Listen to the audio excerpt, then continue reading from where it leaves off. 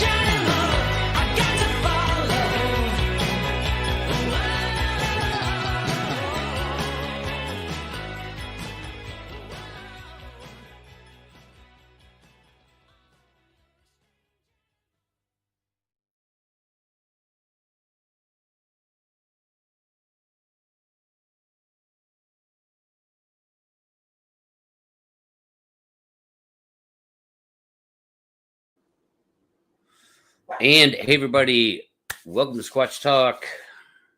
I'm Pat. How's everybody doing tonight? Thanks for being here. Appreciate each and every single one of you.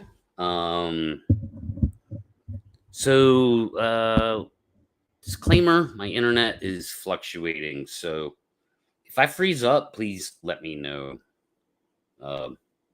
Even though there's not much I can do about it.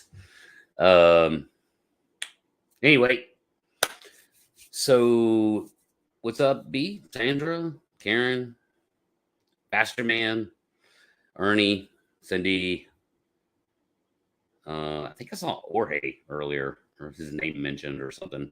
If you're here, Jorge, what's up, man? Haven't seen you in a minute. Should be a good one tonight. Should be some interesting discussion, hopefully. So yeah, let's talk thumbnail. Does Bigfoot kill people?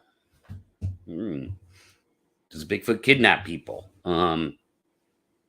Because these stories are out there. And yeah, Jeff, what's up, Jeff? Welcome to the show, man. Just if you could just hang tight for a minute. Yeah, I'll probably get you involved in the conversation. But yeah, so like a couple of like big examples to me, and I don't know how deep I want to get into them because I'd rather sort of keep them on the back burner for doing more in depth of these two stories. But two stories that come to mind are Deatlov Pass and the Denis Martin case. So I'm gonna you either know what those are or you don't. Dyatlov Pass is Russian hikers that all ended up dead, and that story got smothered in Bigfoot sauce, so it's become a Bigfoot story, implicating Bigfoot in the deaths of those hikers. And another one, Denis Martin, a young boy, 9 years old, I believe, went missing in the Smoky Mountains, was never found in the 60s. And that one got smothered in Bigfoot sauce, becoming a Bigfoot story to the point where people just say, in the Bigfoot sphere, man, it's just, oh, that boy, Denis Martin, yeah, he got taken by a Bigfoot. It's like neither one of those stories have anything to do with a Bigfoot. Yet they become stories in the Bigfoot world. Why? Because they just got smothered in Bigfoot sauce. So those are some famous ones. And then there's some other ones that they're clearly just lore. And then now we start getting into some stuff recently. Like I was inspired sort of by, last night's show, man, a guy we all love, a show that you guys all watch mostly. And, is Anything Goes, and, anybody could jump in. And a guy came on and started telling a, third-hand account of somebody who was killed by a Bigfoot. And I'm like, well, it's just a story, and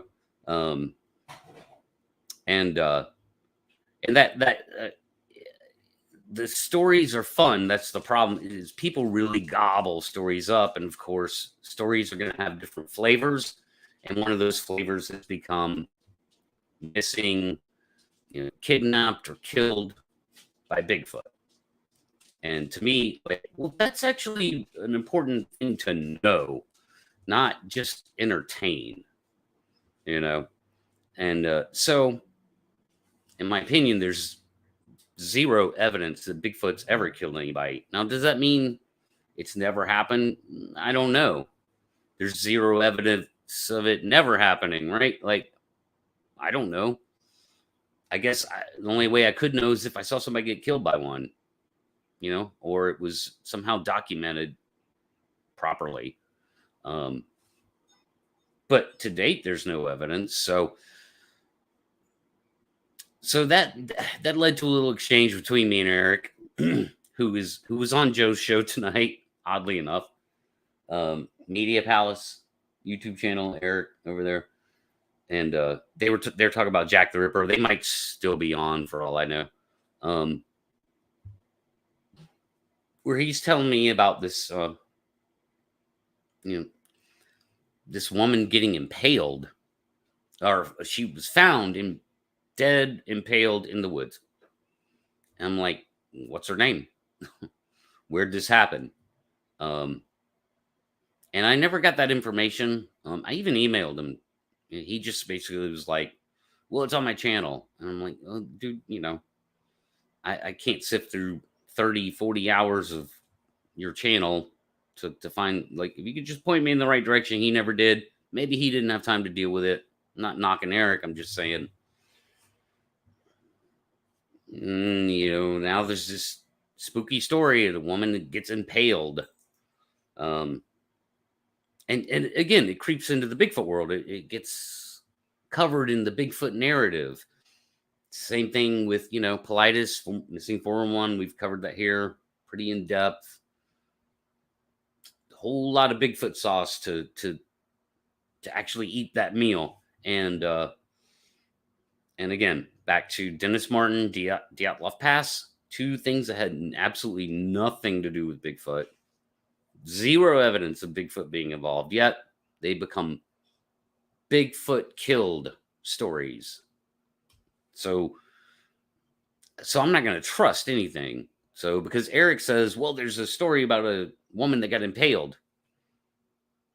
Okay, is it a Bigfoot story, and why? Because just the same narratives, in my opinion. It's just the same.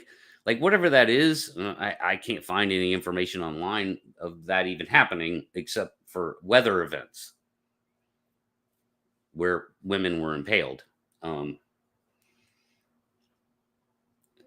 So I'm not going to trust that that's a story, and Eric just seems into weird true crime stuff anyway. So,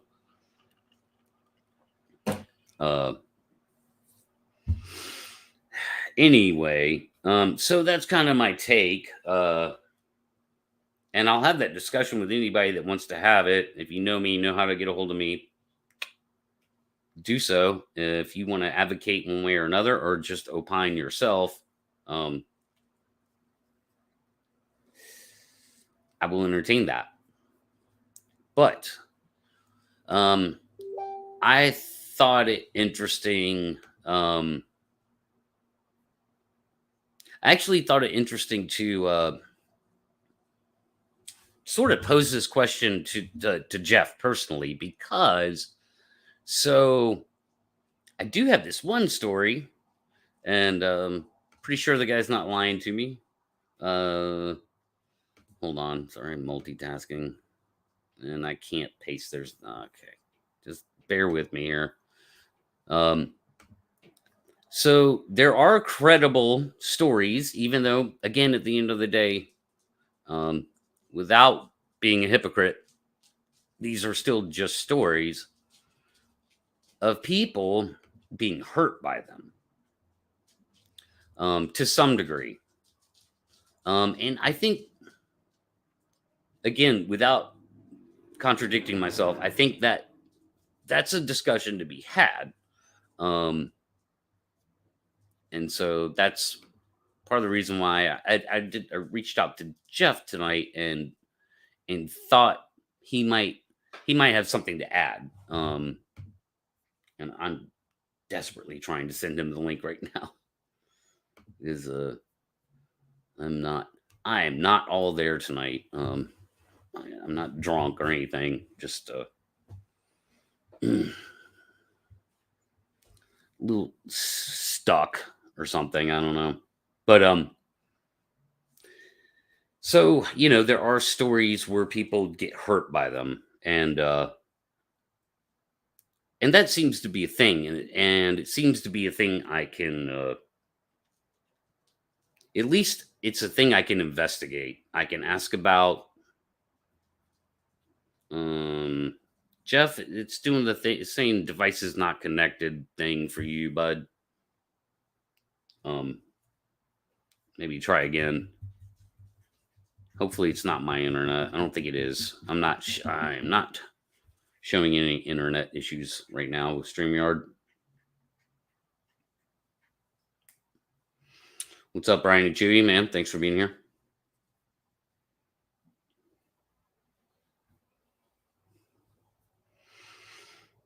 So, if you or a loved one were hurt by Bigfoot, call Saul Goodman right now at 1-800-323-FOOT. Ooh, Jeff, man. Yeah, I don't. They will need. Hold on. Just says device is not connected. So you need to connect your mic or cam before I can add you to the stream. I don't know. You're not. Just not coming in, bro.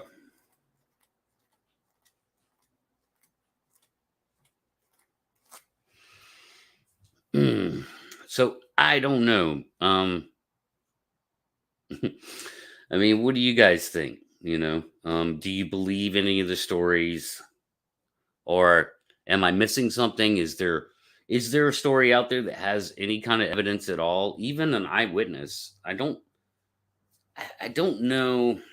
I know there's the land between the lakes thing, which is again a story, but in the story, the person sees the other person being harmed by either Bigfoot or a dog man. I can't remember which. So very rarely are there any actual witnesses, even in the story. It's more of it's an after the fact thing. It's like, oh, this event happened, and again, it just gets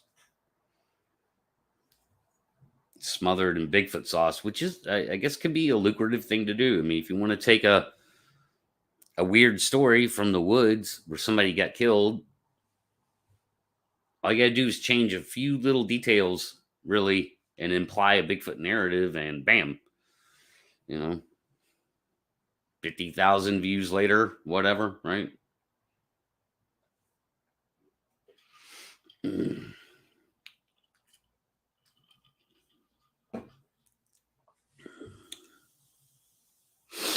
Mm.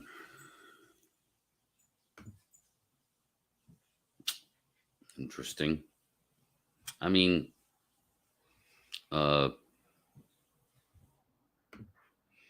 on, guys. Yeah, that too.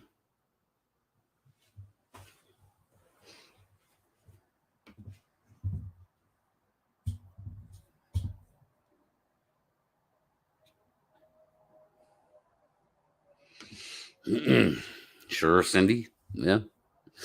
I mean,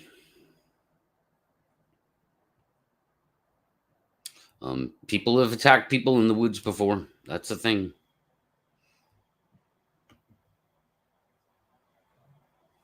I would say, like, in generally, like, whether Bigfoot's ever killed a person or not, like, in general, I'd say people are way more dangerous, right? Like, Bigfoot might be scary, I think people get afraid.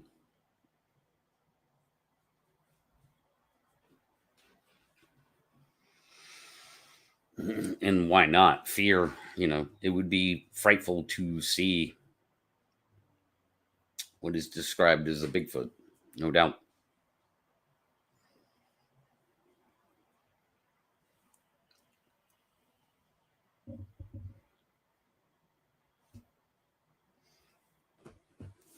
Uh,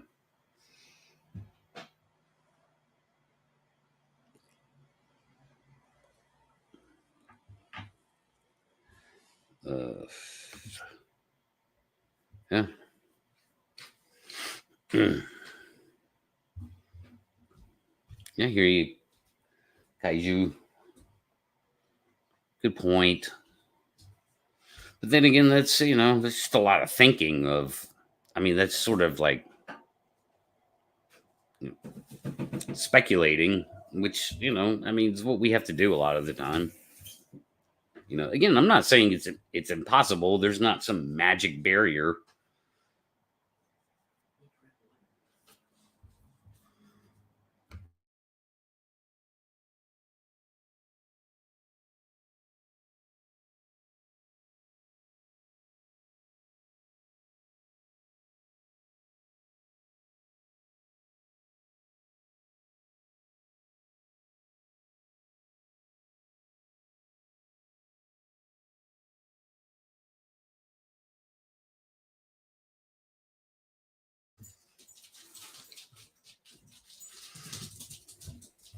Interesting.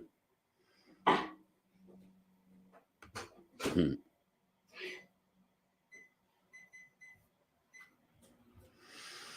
Hmm. The question in life is, what do you think of like any of the Bigfoot stories that you've heard that either imply directly or indirectly that people were killed or kidnapped by a Bigfoot? Like, are any is there any particular one that's compelling to you or?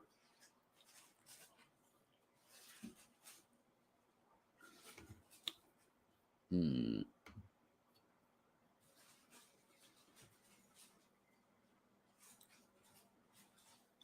Hmm.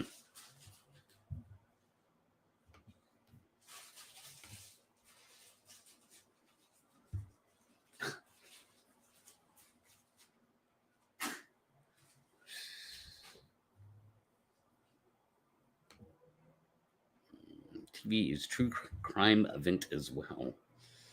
Yeah, and I can interpret that statement a few different ways.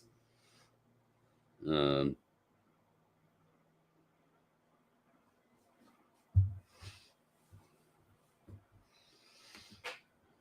yeah, and that's another one of those, like the Otsman story. It's like, mm, you know, and the problem with that, I mean, the biggest problem with that story is, and anything else that came before it, is just like there's no connection. In 2022, there's no direct connection to it. There's no way to vet it. There's no way to investigate it. It's like it is just a story.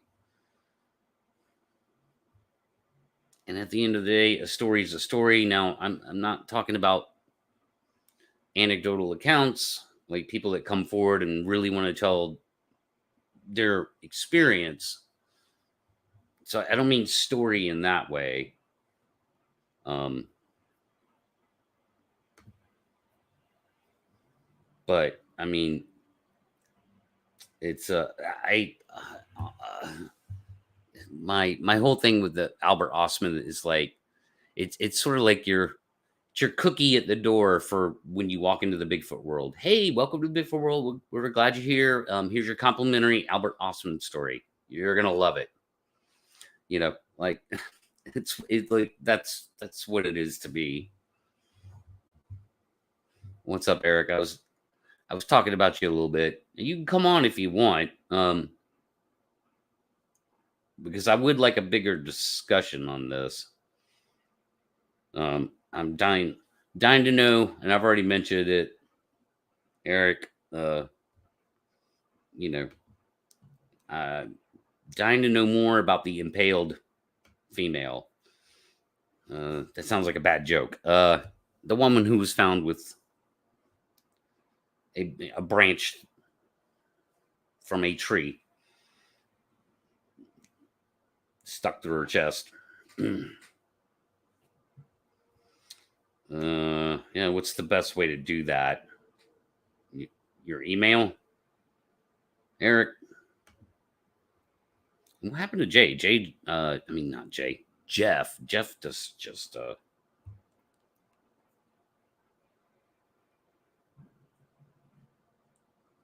Jeff just checked out. I don't know why he couldn't get in. All right, I'll do that.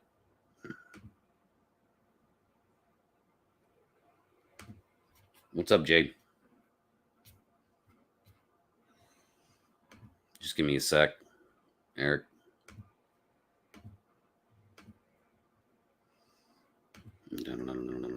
What was it?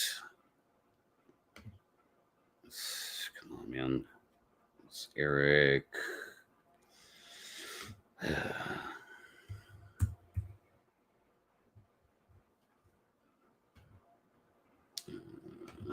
Link.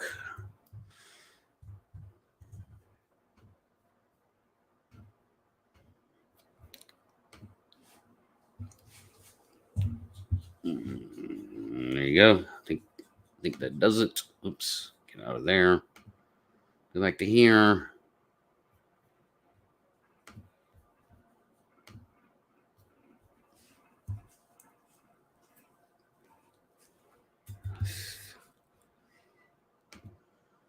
Right, and Ape Canyon, and that was like the big attack. Right, the big attack on the cabin. Nobody was killed. But a story of an attack.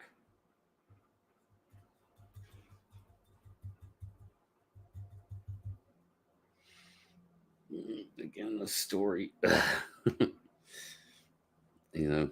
It's like I keep having to use that word over and over and over again.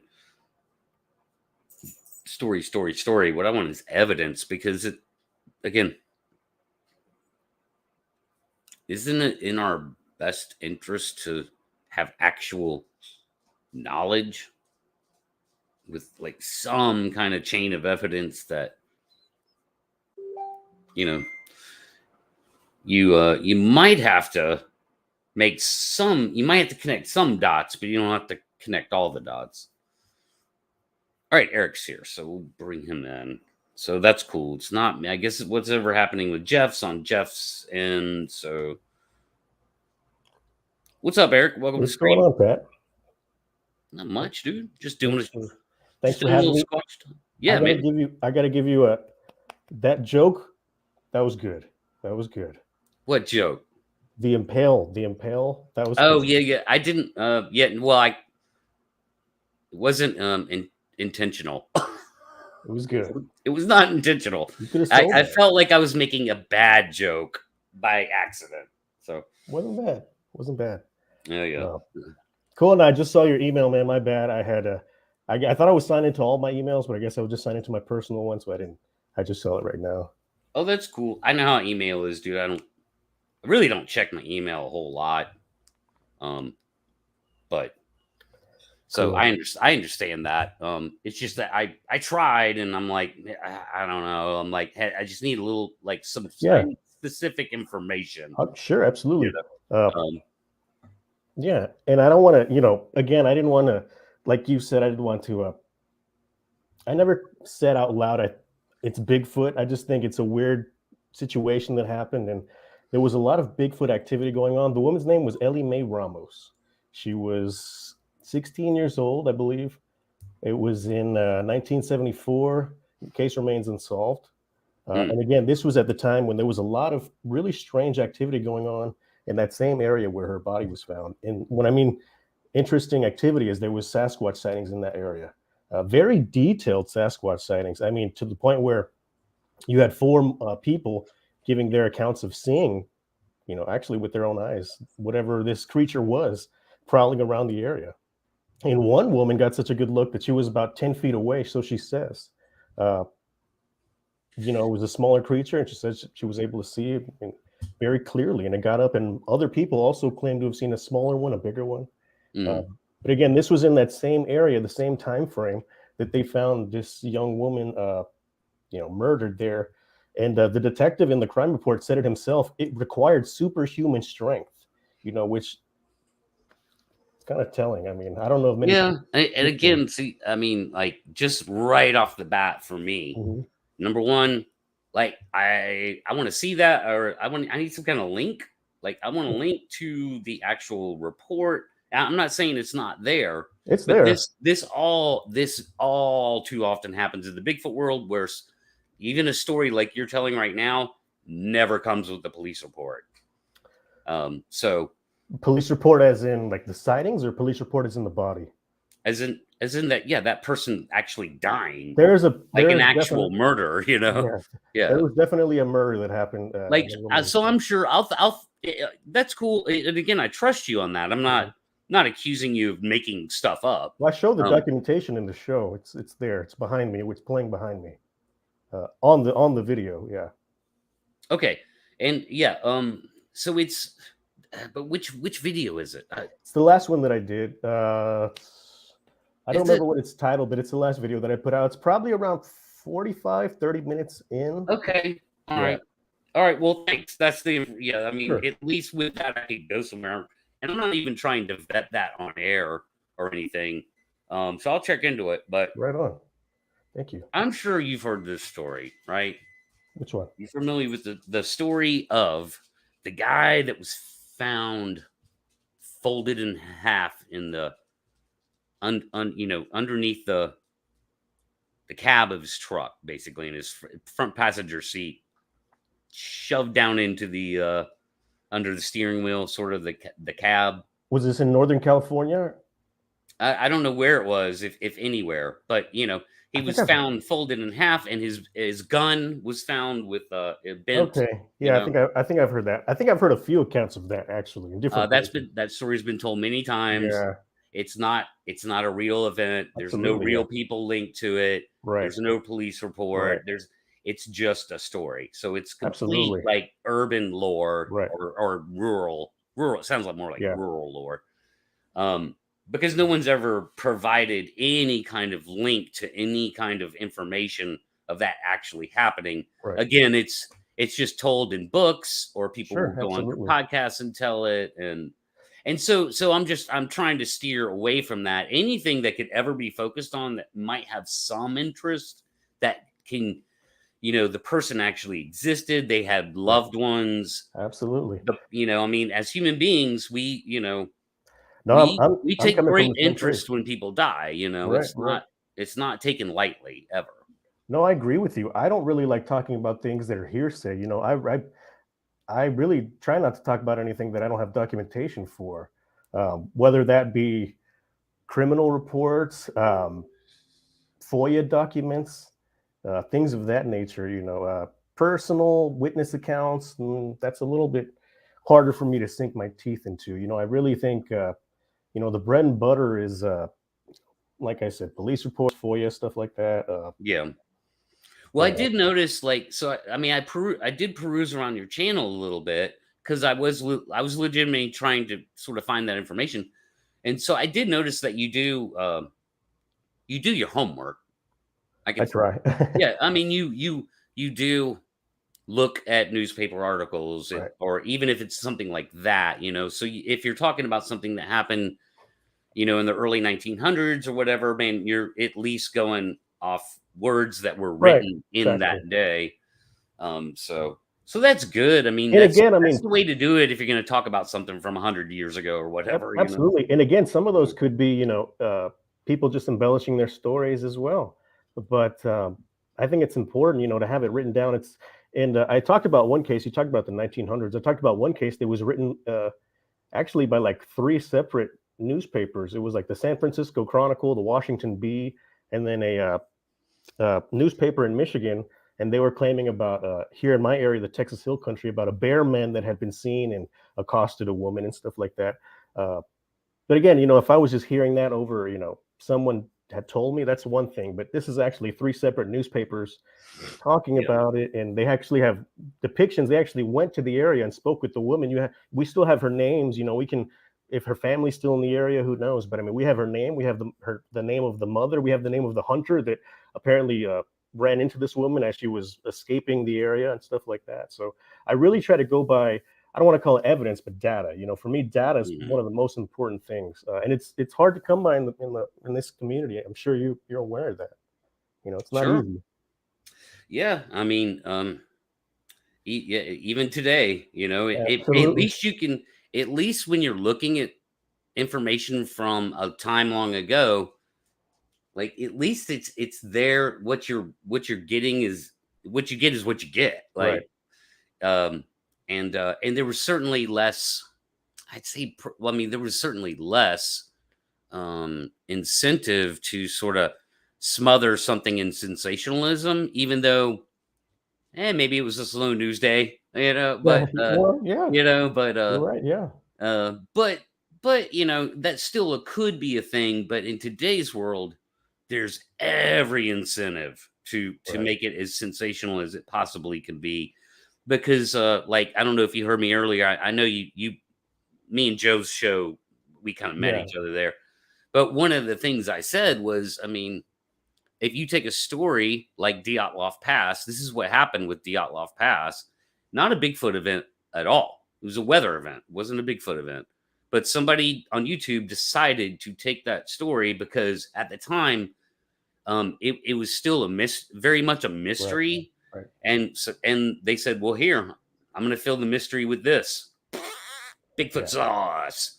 And then it became a Bigfoot story, you know? Absolutely. I'm not a fan of that Deatlov pass, Bigfoot theory, Yeti theory at all. I think it's, I think that's just sensationalism at its best. I think once I don't think anyone really associated it like to Bigfoot or Yeti until that Discovery or whoever put that documentary out, where they had like, I don't even know if that's a real photo of like a Yeti peeking behind a bush or something. No, like so that was actually a picture of one of the hikers. Okay, yeah. So how that got, and here's how easy it is to do. It's this easy.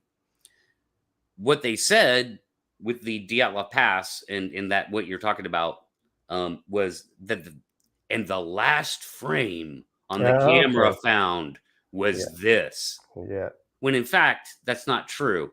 It was frame number 18, I believe, out of 24. Gotcha. So that right there, it debunks any of that crap because what they kept took a picture of Bigfoot and went, oh, and they just kept taking pictures like after that, like over the next couple of days, like you know. So you're part of the avalanche. The avalanche. No, theory, it's no. It was a katabatic wind. It's pretty much been proven. At this I found a good one that you might want to check out. It's it's a theory, but the stove got too hot, caused the tent to burn up in the middle of the snowstorm.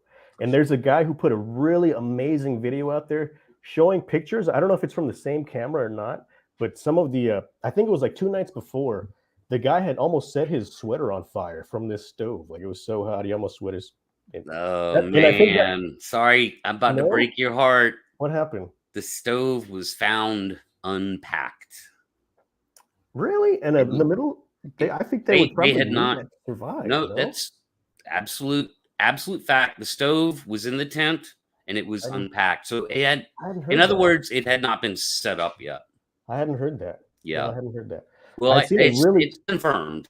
Yeah, I hadn't seen that. I'd seen a really amazing video. It was like Lemino. I don't know the guy's name, but he went into detail on a few theories, and I thought that one was pretty cool. And then like the avalanche theory, I think is Yeah, it definitely wasn't an avalanche.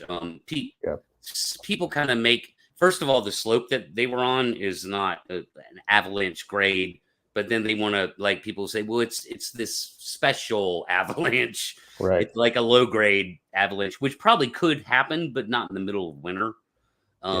It would probably take some kind of melting underneath for it to slide like on a low grade like that. But also there was snow on the tent. But that was because that tent was their life, and they didn't want it. They did not want it to blow away in that wind, and so they were throwing weight on top of it. Right. I didn't really look too much into it. Just I always thought it was just a natural thing that happened. I never put too much stock into it. I've only seen a few clips about it. And then like the radioactive stuff, I think the guys worked at like some type of plant that produced. Yeah, one of them worked. The radioactivity was the exact level on the guy that he would have gotten from the machinery he worked around at the university, which is some kind of which was like it wasn't an MRI, but some kind of X-ray machine or something like that. Yeah, that adds up. I mean, it wasn't. I don't think it was a UFO or a Yeti. I think it was that's what it was. But it's still, it is, I mean, it's a story. It's a Bigfoot story in the Bigfoot world, all because of that one little twist I said. Yeah. The last frame on the camera. This is it. And it's, it's just one of the hikers. And dude, they're wearing wool and stuff. Yeah. It's like, he's bundled up. You can tell he's bundled up. Yeah. What's up, Jeff? I see you made it. I don't know what was going on. I was just on another interview and I left that and I click on your link and it's doing that, but I restarted my PC and everything works right. So it must have been a glitch. I don't know. Well, cool. Welcome, man. Do you know Eric? Yeah, I've seen Eric around. Cool, man. How's it going? Nice to see you. Eric, Jeff, Eric. Yeah, so we were talking. Well, you know what we were talking about, pretty much, right?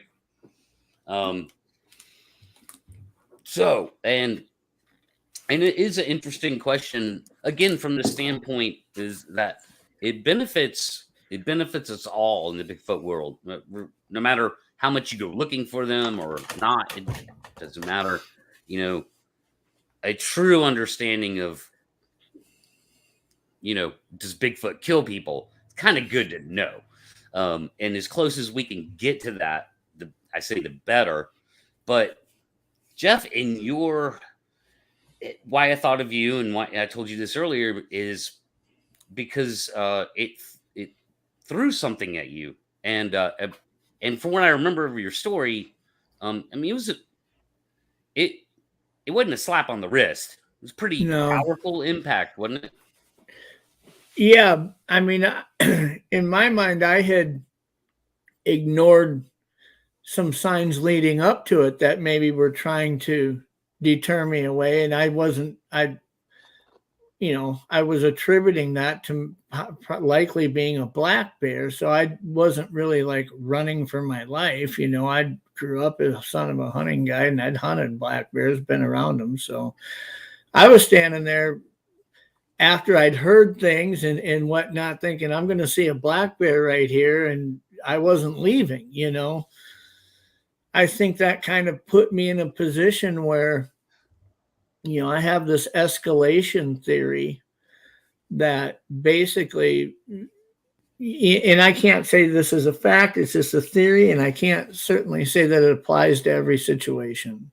But my theory is that when you're in a remote area and you come upon one like that, it simply wants you to leave. It's not out to hurt you or kill you or attack you. It wants you to leave. And so in my case, when I was going up the trail and I hear this big snap, this big break, I'm thinking, hey, a black bear must have been rubbing its back on a birch tree that doesn't have deep roots, and it just flipped it over, or cracked something, stepped on something. So my senses are alerted. I'm standing there looking into some pretty dense forest and a lot of deadfall on the ground, and there's a bunch of spruce like thickets, like how thick spruce grow from like 4 or 5 foot up is all. And I'm thinking there's a black bear there, and I didn't want to just run away. It was in the middle of June, that first, second week of June, and I thought, if it had cubs and I'm trying to get out of there, maybe I might trigger pursuit mode or something. So I didn't feel comfortable running away or backing down that steep trail until I at least identified where it was. It sounded like it was, 50, 75 feet away, like it wasn't right on top of me. But there was also no wind at all. I mean, you could hear everything. It had rained that morning. So that damp air, was just like, you'd snap your fingers from 100 feet away and you'd hear it, And I'm hearing nothing. It's just silent.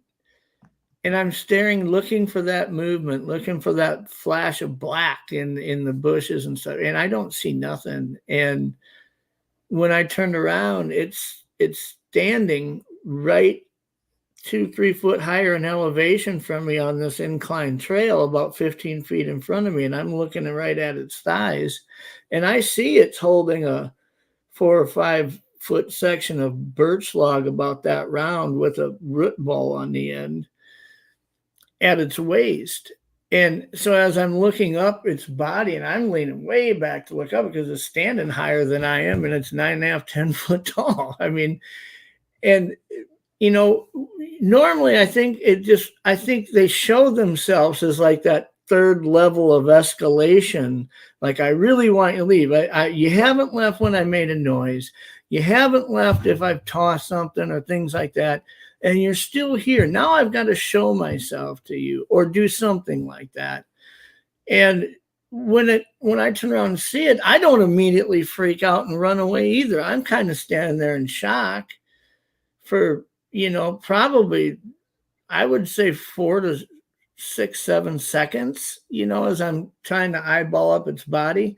And when I make contact, kind of eye contact with it, it just shucks this log and it hits me and throws me right down this trail, and I slide down to the beach. And you know, if you want to look at it and break it down, it could have killed me at any point if it really wanted to. It could have just, I don't know how it got from where it made that sound to standing in front of me on the trail, A to B, you know, at least 50 feet without me hearing anything. That's probably my biggest bewilderment in the recollection of it all. Like, how did it get from A to B and not make any noise? But you know, if it was really wanting to hurt me or anything, it could have canked me in the head with that log and I'd be done, you know? So I think it saw us coming to that small island in the boat from a long ways away, kind of positioned itself back into the trees. One of us, me, starts walking up that trail. So now it's breaking a log like, hey, I want you to just scare this guy away. And I don't. I'm still there. And now it shows itself and I don't run away. So it just kind of shucks this log at me. I think it's an escalated deal where, you know, that first level might be a wood knock or a whoop or something to make you think, oh shit, what was that? I better get out of here. The second level may be a harder wood knock or several of them. A third level's showing itself to you like, hey, get out of here. Get afraid of me. This has probably happened to it with every animal it's encountered. It shows itself to a deer. Deer runs like hell, right? And I didn't. And now it's got to do something. It's got to throw something. It's got to escalate it to that next level. And maybe if it would have knocked me over and I got back up and not left, maybe it would have got really dangerous at that point. I don't know. But it didn't start out at level 4. There were little things that it was trying to say, get out of here. And I just was oblivious to it because I really thought it was a black bear.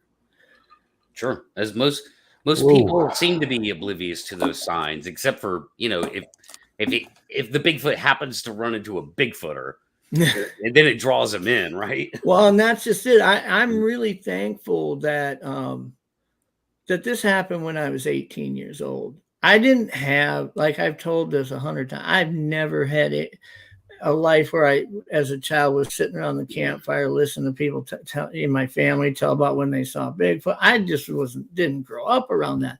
The only threshold of reference I had was the little trailer you saw before the Saturday matinee at the cinema, you know, of the PG film. Right. You know, it's like, whoa, look at that. You know, it was like watching a live comic book for 30 seconds and it's over, you know. Mm-hmm. As a little kid, you know, 8, 10, 12 years old, you probably don't even know that that's not made up like the other movies. I mean, you really don't grasp that. Sure. So, you know, but had it happened now that I've been researching, now that I've been educating myself, trying to learn as much as I can, I don't know how I would have reacted. I mean, it may not have turned out as well. I mean, even though it didn't turn out great with it throwing something at me and I got scraped up a bit, but it may not have turned out that well, so to speak. Had it happened to me now with my experience, maybe even then I would have not left the beach. Maybe down there, I would have told them, let's get, you know, this day and age, I would have been saying, where's my cell phone? I want to go back up that trail, dude. Right. That's you scary, know, man. I mean, that's just the tenacity that I would have to want to try, like, holy crap, here is an opportunity, right? Back then it was like, let's get the fuck out of here now. I mean, we're panicking. Mission accomplished then, right? Yeah. But now there's another dynamic that we have to look at, is that if these are of the same or comparable human intelligence, or maybe even surpassing that in some regards, you know, it's senses and whatnot, but it doesn't think like, it's not an instinctive thinker like a deer or a bear. Like, for instance, you do something that scares a deer away, you do that, it'll scare every deer away. Okay. You know, if that makes sense, right? it's likely that if they have that brain capability, that's, there's a human relation to in some aspect, that they do exercise free will, and they don't always act instinctively. Some of them are more curious than others. Some of them are more afraid than others. Some of them are more aggressive than others. If we look at humans, for example, I mean, 99% of us are fucking knowing a moral difference between right and wrong. And then all of a sudden we've got child rapists and murderers. And, it's like, what happened to them, right? They think differently. They're flawed. So and true to say that Bigfoot will never do this or never do that, well, you might be talking just like humans. Humans will never rape a 12-year-old child. Well, that's not true. It's true for almost all of us, but it's not true for all humans, right? And so when we look at Bigfoot, we have to consider that this is what we can expect their behavior to be, but that's not a definitive explanation of how it would be all the time. So when I see instances like the Russian occurrence, okay, I have to look at the evidence that was there, at least how it was preserved, photographed back at that time. I mean, it's not as good as it could be, right? But looking at what you have, the accounts, the discoveries, I have to kind of lean towards that was a situation where you have a Bigfoot or several of them that absolutely do not act like we would come to know them to display that their normal behavior would be. When I see something like the Pilates account of the old guy sitting on the log and disappearing in the thin air, they didn't present that as a possible Bigfoot scenario. But as they go through the show in Missing 411, they start offering Bigfoot as an possible explanation for everything they've covered up at that point. And what I see there is when you have an old guy disappear in thin air, I don't see anything in my research or my personal experience to say that it's reasonable to think that a Bigfoot would have just walked up and taken this guy. Right. It just doesn't make sense. If he wanted him to leave, he might have threw something at him. What do you think happened? Just playing devil's advocate. Well, I guess if I was to, I would say that I don't have a theory on what happened, but I will say this. I think it's more likely that there is another supernatural or paranormal explanation to what happened to him than Bigfoot. Okay. I understand that a lot of people can't wrap their head around that. That's interesting. But when it comes to abductions and things like that, I think that it's almost easier to explain off that something like that occurred based on all the other instances we have of stuff like that occurring, just like we have all these other instances of Bigfoot confronting people. I almost find it easier to say maybe something like that happened than Bigfoot snatched this guy, disposed of his body. Nobody ever found any clothes. In order for that to happen, now I've got to start opening my mind up. Is there a supernatural aspect to Bigfoot? Well, and my research doesn't show me that there is. Just to be clear, what you guys are talking about right now was one of the stories from Missing 401, The Hunted, where they were the old man. They were it was a group, family and friends hunting together, and they were spread out over certain distances from each other. And the one guy was in his spot, and that's the last time he was seen. He was an older gentleman, right? And he was just he was simply never seen again.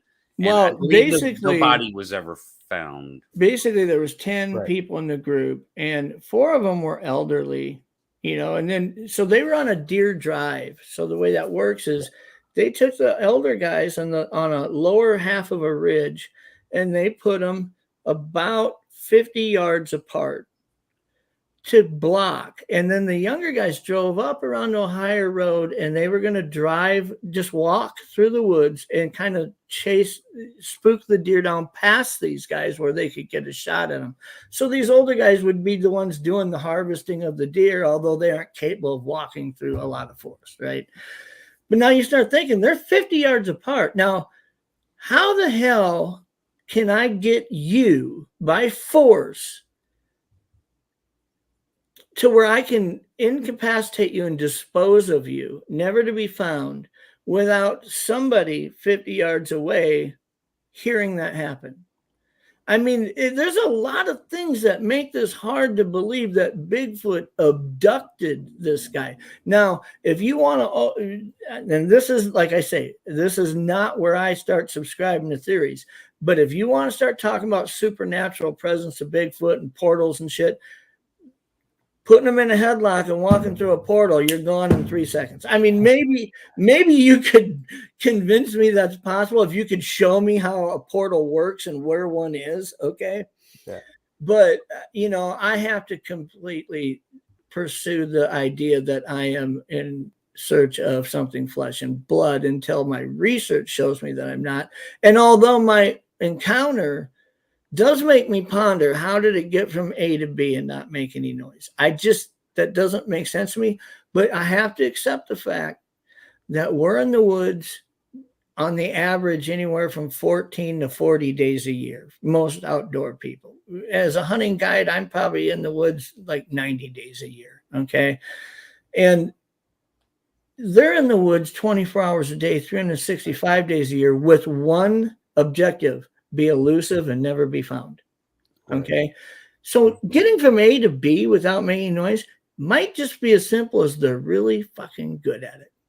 That's all they do. That's all they do. We can't wrap our heads around it because we don't. How do you walk through there without making noise? I don't know how to do that. I could try for every day for a month, probably still not get real good at it. But if you lived your whole life out there for a couple decades, maybe you would get really good at it. So I just have to accept that it's not enough of a question. How did it do it to make me think, oh, they must be supernatural? You know what I mean?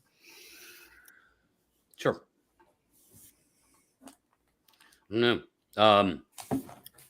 Eric, do you have I don't know, do you have a favorite missing 411 story or one that really intrigues you, we'll say, more than the others?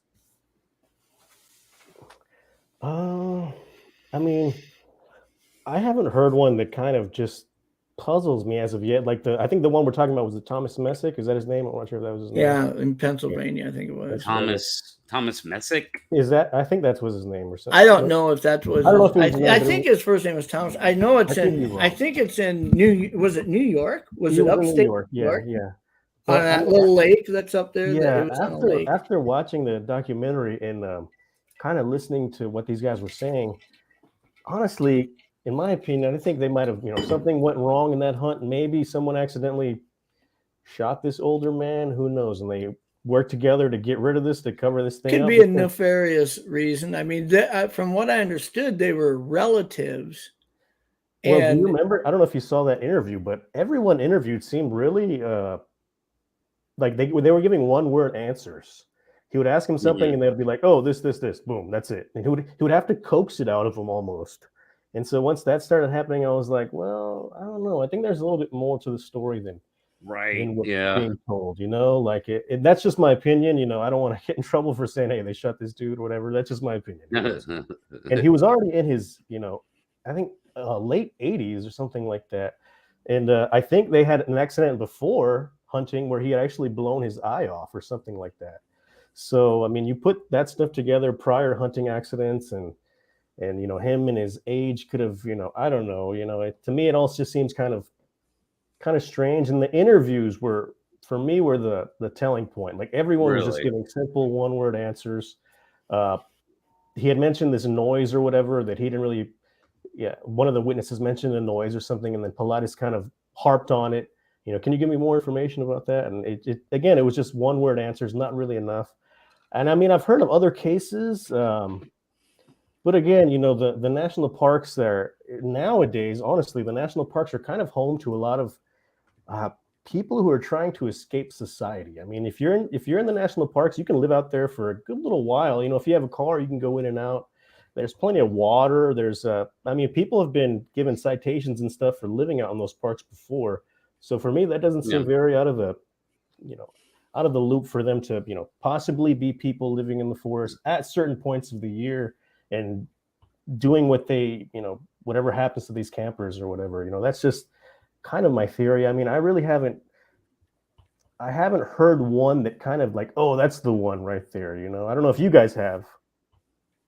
No, no, I've been very critical of missing 401 because again, it goes back to hey, you just change one little thing, you just leave one little thing out, and then it's a much spookier story than what actually happened. Okay, good example of that, what you're mentioning. I think it was the last guy who was in Montana or something like that. Yeah. He was a younger guy, okay?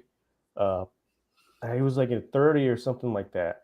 And there was a lot of missing information in that one that I actually went and did the research on.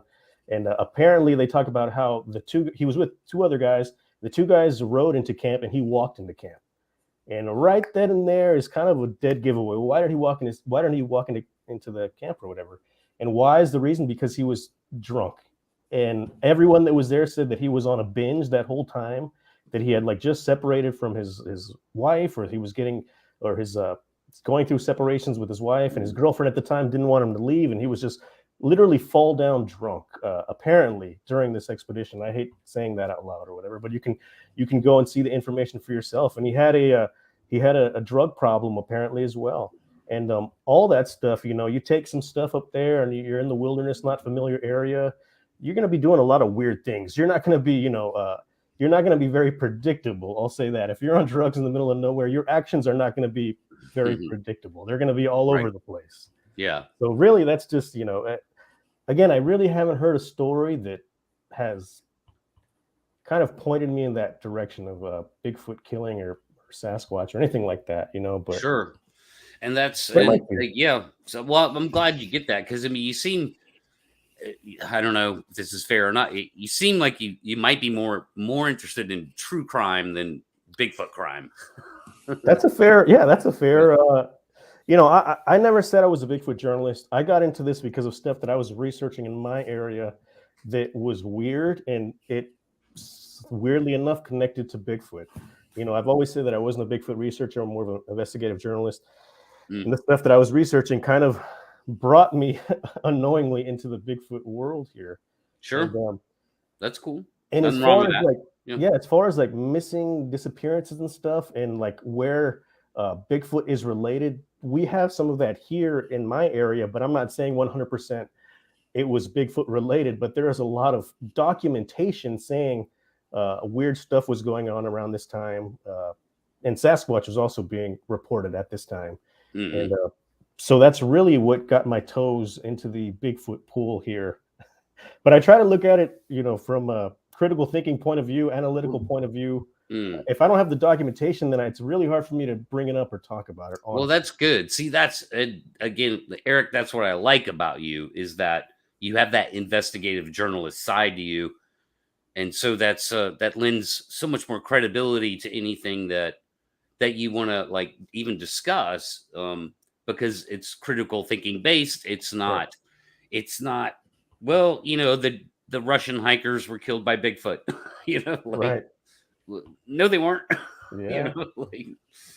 So I appreciate that, man. And I didn't really know that much about you. We were interacting in chat last night, and I was like, well, I want to know what this is about, because these stories get told because it's a segment of flavor of story to tell, so.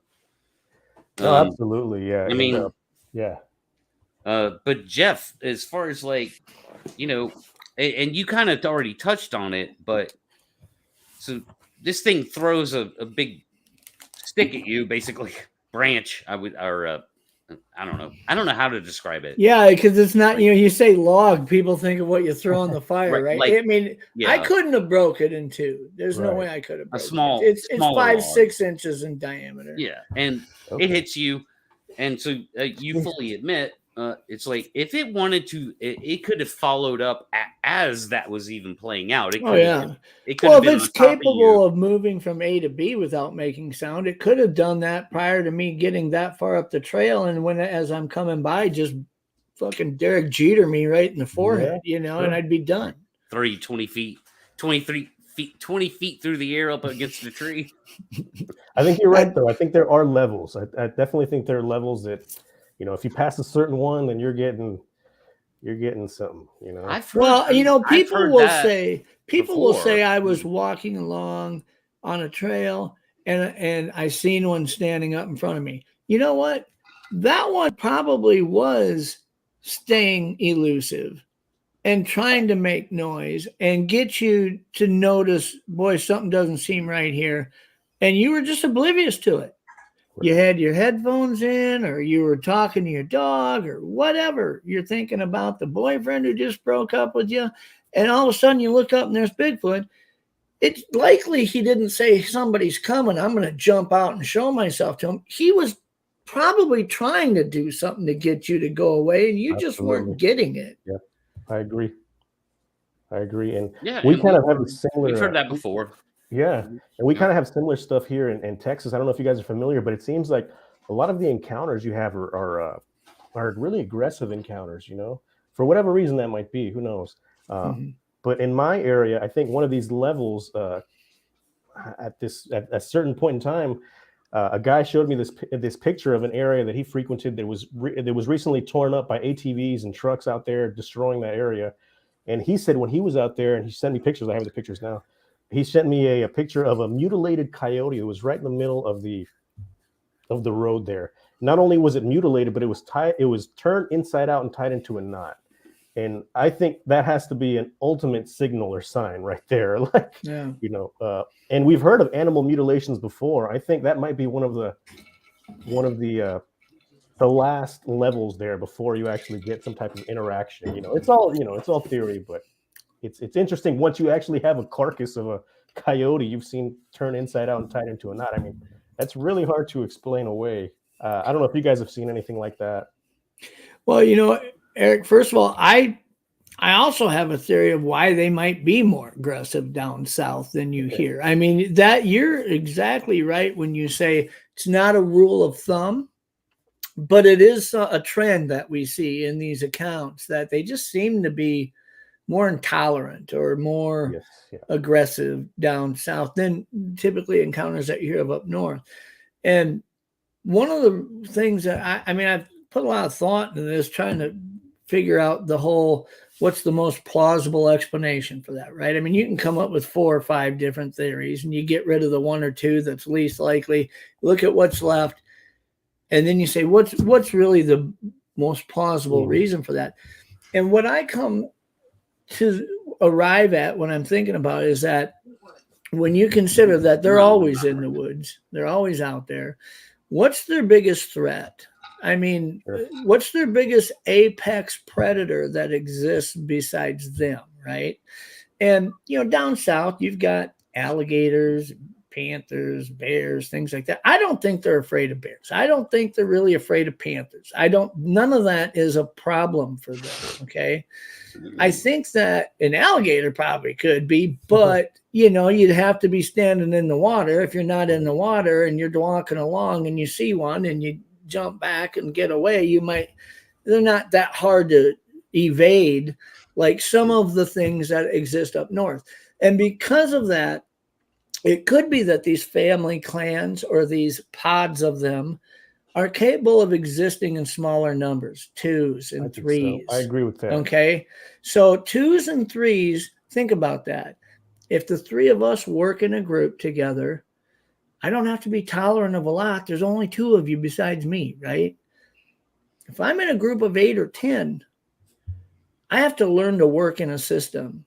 Some of us work as sentinels. Some of us one of us is going to be the alpha. There's going to be several males. One is going to establish dominance. There's a lot of things that happen when you start talking about bigger groups. And you'd have to be in a bigger group up in these northern regions of Michigan, northern Minnesota, Washington, all through Canada, because your biggest apex predator isn't one predator. It is a pack of wolves. That is the biggest threat to a Bigfoot. I agree. Could look at a grizzly bear and probably confuse it enough or back it down, or at least 2 or 3 of them certainly Oh, they would. could kill it. You don't see packs of 5 grizzly bears. They're always No, one yeah. with some cubs, maybe.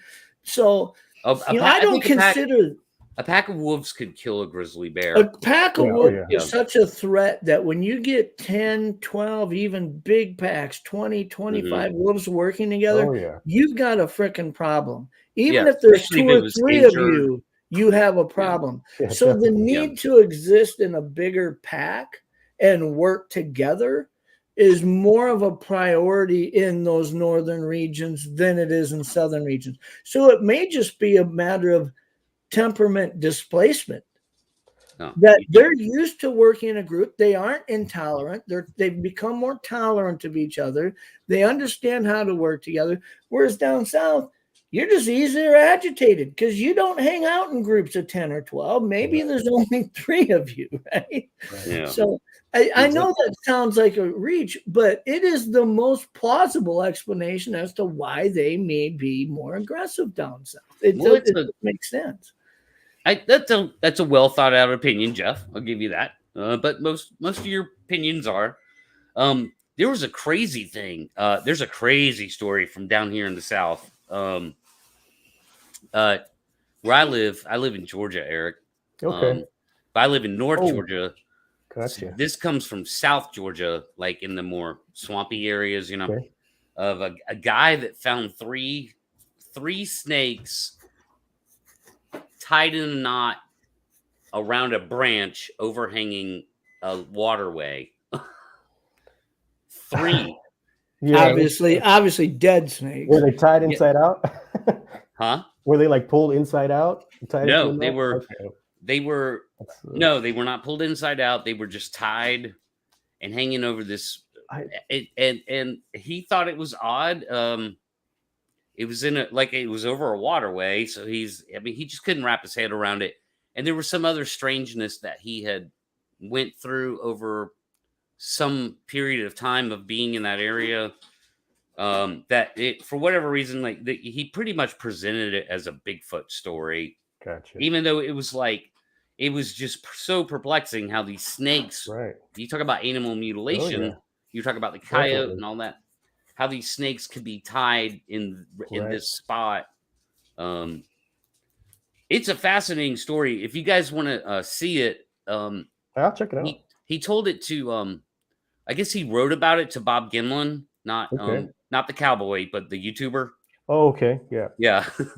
Yeah. Bob Gimlin spelled differently. He's good. I believe with a Y. Yeah. The YouTuber and of course, I mean, Bob's his channel's great for whatever level of storytelling you want to hear. Yeah. It's done so well. Yeah. And so one of the episodes is that.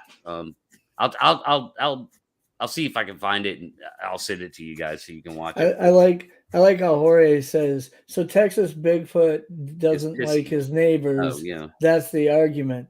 If you want to dumb it down to that level, Jorge. I think he's being funny. That's fair. I know he is. I'm just saying that what I explained was a things are different intricate theory, but it makes sense. And I'm not saying it is fact. I'm saying if there's an explanation to be had for something that we're going to assume is a real case, that would be the explanation I'd apply.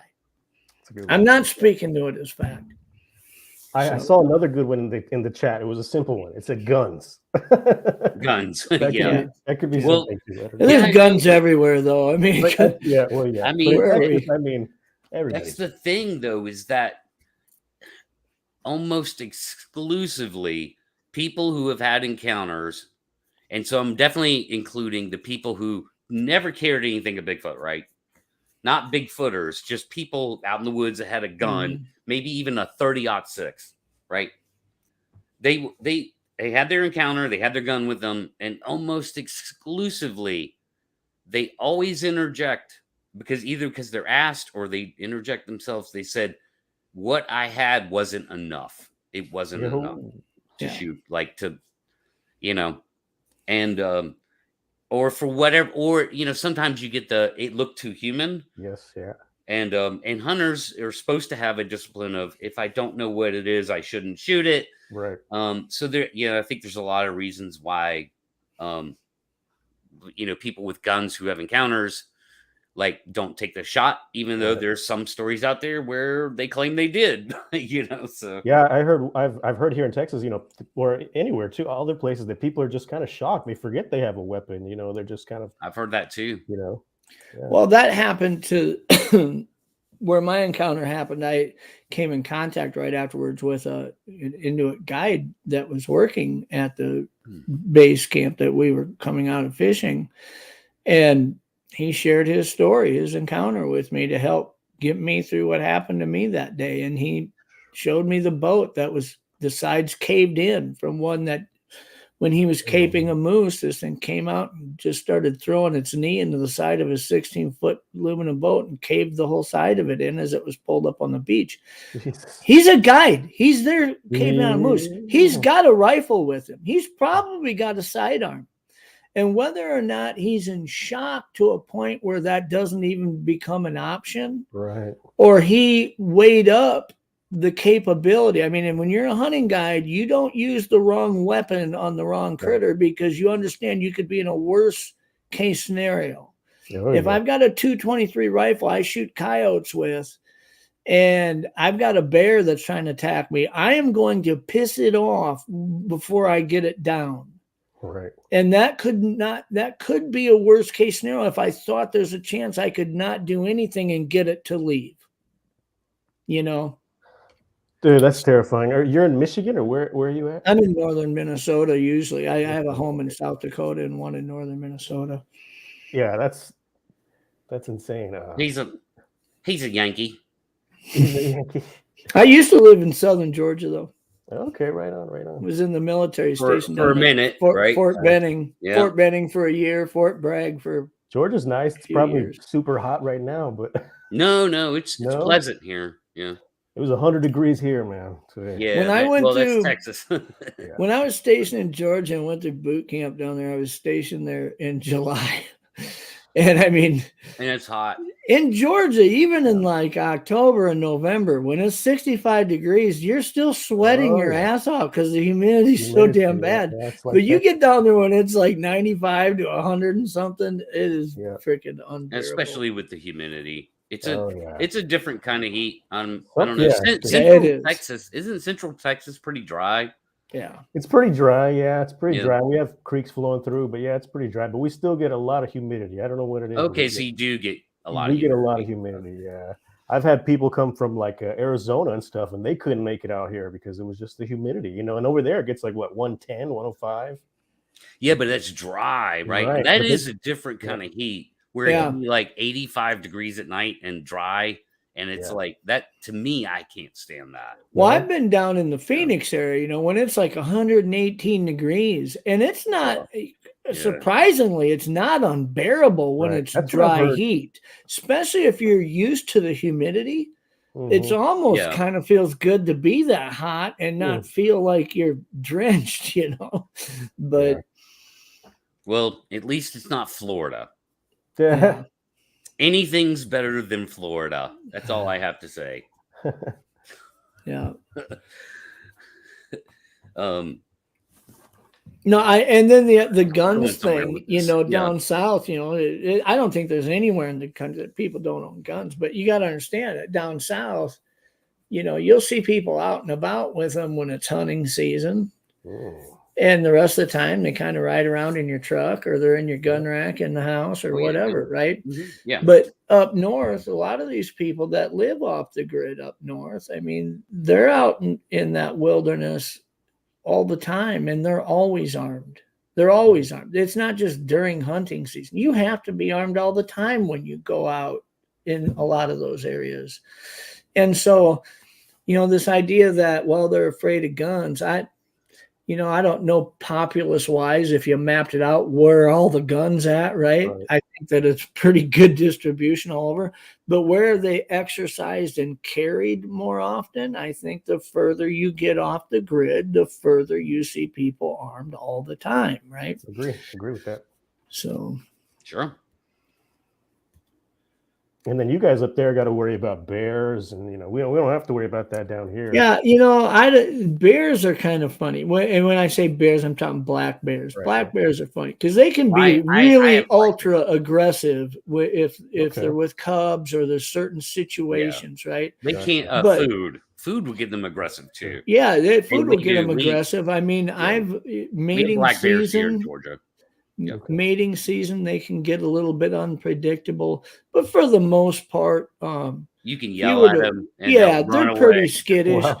Yeah. Mountain lions are the most skittish critters I have seen, and I know that sounds crazy because anybody who has a house cat, you can have a cat that's laying there on your living room floor, half asleep, and take a string with a feather on it and move it by them. And they are like, holy shit, you trigger a pursuit mode in them that they can't ignore. It is instinctive, right? And so when we're walking along or we're hunting or whatever, or we're stationary working on cleaning a deer and a mountain lion strolls down the path and sees you, 99% of the time they run away. They are scared shitless of humans until a human comes jogging down a trail out crossfitting, and they're sitting there laying in a tree, and here you come running by, and it's like that feather, and it's just like it triggers that pursuit mode. Who is it? And somebody recently on a podcast was talking about how people out west some people will they'll have eyeballs on their whatever they're wearing. Well, we have that. I was talking about that. There's people out in the Black Hills, out in the western part of South Dakota, on the border of Wyoming, where we have really, really high mountain lion population. I mean, they're wiping out half of the elk herd every year, and there are so many big cats out there. But when people will jog, either on, like, if you're mountain biking and you wear a little backpack, they look like alien eyes. They're like, each one's like this big, and they're like pointed on the edges, but they'll sew them on their backpacks, or you can buy hats that have big eyes in the back, so that when you're out jogging or riding a bike, you aren't triggering that pursuit mode because it thinks you're looking at them, and so it's not going to chase you. Right. It's right away going to hide, thinking, I don't want to see me. And so I know that sounds stupid, but it works. I mean, people use that a lot. But I bet there's been 0 mountain lion attacks on anyone wearing that swag. Yeah, probably. Yeah. So that's some kind of data, right? Right. And I think that would be interesting thing to maybe do with Bigfoot. I don't know what it would matter. I mean, it's not like we think Bigfoot sneak up and kill people from behind. Well, if you do the psychology behind the whole wearing the camera on the back thing, right? And then don't ever turn around. Just keep walking forward. The idea that it would pop out behind you and watch you as you're walking away, or more apt to lean out from a tree and look at as you've gone by. And then at the end of the day, review all your footage and see if you caught anything interesting. To me, that's an interesting concept. I've heard people try to employ it, but I don't think reversing it and putting eyes on the back and then wearing like a veil that you can see through on the front and appearing to be a guy walking backwards all day. I don't know if that would work well to get him in front of you, Right. That's good. That would be funny though. I don't know. The camera on the back thing, I would imagine that would kind of be sort of doing this the whole time. Yeah, if you've got it stationed on your back, there's going to be a little stabilization issues, which you can overcome post editing. If you think you see something, you can stabilize it.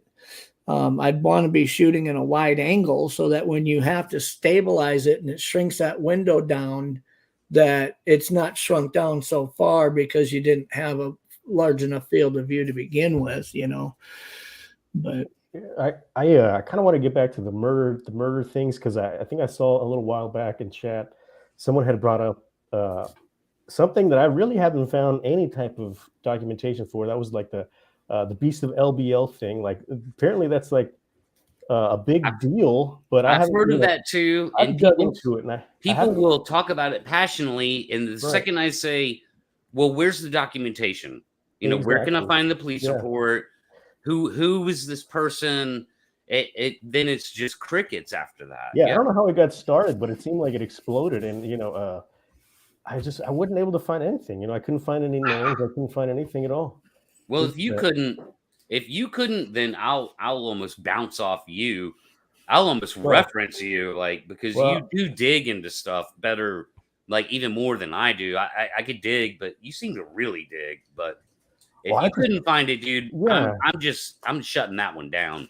the research that I did find is it only recently popped up, like maybe 4 years ago or something like that. It wasn't that long ago. I couldn't find anything really past 2016 talking about it. So I don't know Yeah. if it was just like a Well, again, byproduct of the Sasquatch thing. I have no idea. again, see, so then I'll file that one away into the guy that was folded in his truck, Sure. which wasn't a thing ever. That never happened, or if it did, I mean, it's not hard to fold a human being in half. I mean, with a car, you could do it pretty easily. Yeah. So, so I'll file it away with that. I'll file it away with, Dyatlov Pass. I'll file it away with Denis Martin, Yeah. I've never been a big fan of that one either. Yeah, that Denis Martin one. I haven't been, from what I understand, doing the research, the father was actually pretty mad about how it's turned into this conspiracy type stuff. From everything I've read, he was upset that that's what ended up happening. And he has every right to be, because Absolutely, the narrative got changed Absolutely. dramatically. I had It almost made him look like an irresponsible parent when no such thing ever happened. Yeah. We talked about that with one of my guests on my show, who had done a lot of had shared this because he grew up in that area and was about that age Dennis was when Dennis disappeared. So it really, he kept all the newspaper clippings. And in the end, I think now he kind of looks back in retrospect and realizes, man, this thing, the way, if you were drawing all of your narrative off of the media, there's some corrections to be made in the way you've been telling the story for a long time.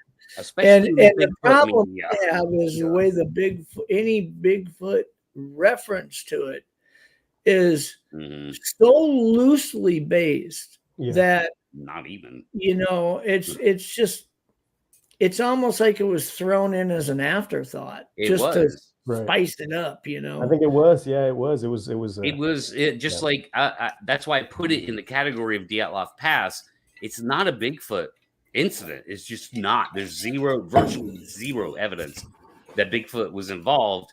But when somebody does a YouTube video or tells it a certain way and smothers it in the Bigfoot sauce and leaves out a couple of important details that make it interesting, that, oh man, it couldn't have been a mountain lion. It couldn't have been this. It had to be in Bigfoot. And that's where people's minds go. And it's not hard to steer people in that direction. It was unfairly done. I don't blame that Mr. Martin for being upset. If he's even still alive, I don't even know, but I'm not sure. I think he passed away 2 years ago or something like that. I think is what Steve said. But God rest his troubled soul, because he lost a 9-year-old boy. I can't imagine. Like I say, as the father of two 17-year-old sons, I freaking cannot imagine. It just blows me away trying to wrap my head around it. But I'd like to put out there though that even though my research is really focused in the Sasquatch arena as far as trying to advance the science, I absolutely believe that orbs are a real phenomena, that ghosts are a real phenomena, and that UFOs are a real phenomena. I honestly believe that all three of, I think it's hard to be so vain to look into the sky and say there's no way something as smart as me could exist out there. Absolutely. I think that is the ultimate form of narcissism, to think that there's nothing out there that could compare to me. So, when people say, well, I saw this or I saw that, just because I haven't experienced it doesn't mean it didn't happen to you. So I have to be open-minded enough to say, I get that. Same thing with ghosts and hauntings and shit like that, right? Yeah. I don't want to get all woo on it, but I'm telling you, I believe those areas are real, even though I don't focus in those areas with research. However, if I'm going to acknowledge that they're real, that they're likely real, let's say, I don't want to say real because I can't prove but that they're likely real. There's certain things that I'm like what we're doing tonight. When we're looking at instances that may or may not be involving Bigfoot, I have to, at some point, there are going to be times where I reach a conclusion where I have to surrender the idea that Bigfoot is less likely to be involved, and that one of those other areas that I acknowledge that are real could play a factor. That's not me making a claim. It's not me saying I can prove. It's me surrendering that I don't, like the guy on the stump that disappeared. I'm telling you what, if you believe that UFOs or alien life is real, I would say there's a better chance he was abducted than smuggled in a gunny sack by a fucking Bigfoot, never to be seen again. Right. Good point. I agree, and I think that needs looking into further. Eric, if you want to do that at some point in the future as a little side project, little homework, we can. Are you talking about the orbs or what? No, the guy Thomas. Is that that's the same one, right? That's the older man. That's the first. It's the first one that they cover in Missing. Like I said, I think the family was a little bit more involved, and they had a previous history of having hunting accidents. He blew out his own eyeball from a hunting accident. Yeah, I remember he was blind in one night. Exactly. So I think there's always that thought. Well, maybe could be that he accidentally killed himself, or maybe he committed suicide. And they're thinking, hey, we don't want to tell mom that's the way he went. So you're hitting it right on the head. We're doing everybody a favor by saying exactly. He disappeared. He was getting up there, and he had a hard time seeing, hearing, and even the son said that it was one of his better days. Now, they allude to the onset of Alzheimer's. Yeah, there was So an interesting thing about that, the same thing, not that particular story, but another story that was in Missing 401 Hunted that involved a small child. And I'll just give you the quick skinny on that, is that they were out, a bunch of people were out in the woods, like 5 or 6 people. And one of them was grandpa. And they left the small child with grandpa. I remember this. And they went off to go fishing somewhere with their friends, and the kid just vanished into the thin air. Yeah. Now I'll say this: our good friend Leon, and Leon, I hope you're recovering well. It seems like you are. Your mind seems sharp. He had no problem saying right here on this show about a year ago when we were talking about some of the Missing 401 stuff. He had no problem saying the police need to look into that a little further. Yeah, because he accused on air. He accused the parents of being involved. And Leon's a sharp stick. He understands human psychology very well. And he was convinced, man, that the parents had something to do with it. I remember watching that one, and from what I understand, the parents weren't very cooperative at one point. Like, they just stopped answering the cops' questions and stuff like that. They stopped answering his calls. And they were like in the interviews. And I'm not sure why somebody who would ever do something like that would ever participate in, a documentary like 401 on camera. I don't know. I can't. This is why. Right? Yeah. And that's why he was just, he made a very articulate case of their very bizarre answers and behaviors during the interviews and even other people in the family. And so now we're getting into now we got sort of Bigfoot narrative stuff that's it's why I said in the description, I said, Bigfoot meets true crime, because that's what I think is going on here. A lot of that's happening some of right these now. Stories, And thinking back now I've been kind of refreshing myself on the 411 stuff. There was one case that I thought was kind of weird. I believe that was in not The Hunted, but the first documentary that he did. And it was about a boy that had gone missing while walking a trail. I don't remember exactly where it was, but I know what you're talking about. It was at some kind of a camp or retreat coming back from the pond. Yeah, and they didn't find. He was on the trail one minute, and then the next minute he wasn't. And from what I understand, there was reports of people seeing him on the summit of this mountain from some other people. But again, I don't know if there's any documentation to show that. But it was. I don't remember that. I remember they found his remains at some higher elevation. Yeah, and then I think they also found his clothes that had like literally been untouched and almost folded. But again, that's what they're saying. I'd really like to know how the clothes was found. Well, again, do some of that investigative journalist shit. Yeah, I'll have to look into that one. But I forgot about that one. Honestly, I hadn't given it too much thought. But that one is a little, that's a little weird. Yeah, I remember that one, and it is weird.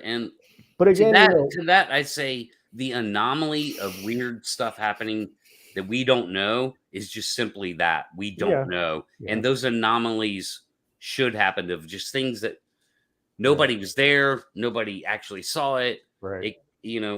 Maybe it was a mountain lion, like whatever. That's what I was thinking. I was thinking it was probably a mountain lion. More than likely a mountain lion. It's what it sounded like to me. Yeah. But I can't remember where it happened, and the whole mountain lion thing, that's a different subject. Oh yeah. Jeff can say comfortably, we have shit tons of mountain lions here. Well, we get them in the South too. Yeah. But DNR will deny. The Department of Natural Resources will fucking deny that they're around. And that's even a lie. I've seen intro photos of them here in my area, and they're not supposed to be in Central Texas, but I've seen. I think the ideology behind that is I talked to the head of the game fish and parks in South Dakota one time because 99% of the mountain lions here all exist in the western fourth of the state in the Badlands around Mount Rushmore and the Black Hills Forest, but they will get displaced on the eastern side of the state. And to get here, they have to swim, cross the Missouri River. They have to go through 100-acre plots of corn just to get one after the other to get to 250 miles away. Like, why are they here, right? And he had an interesting theory as to why they get displaced because there's the river that we're shooting a documentary on. It's called the Big Sioux River. It's the border between Iowa and South Dakota. So extreme eastern edge of the state. And it's all flatland, farmland pretty much. There's groves of trees and stuff like that. But for the most part, it's flatland with some river bottoms. And basically, they said about every 25 miles along the Big Sioux River, there is a mountain lion that will set a territory. And it's a displaced male, usually a younger male, that just got kicked out of its group or whatever. But how they explained it getting this far, they couldn't for so long. And then they put radio collars on them, and they were flying over them 3 times a day to see, are they staying in those areas or are they moving in each other's areas, or how's that working? And they were watching them. And after about 10 days, one of them disappeared on the morning flight. It wasn't there. So overnight it disappeared. They looked at midday, they couldn't find it. That evening, they couldn't find it.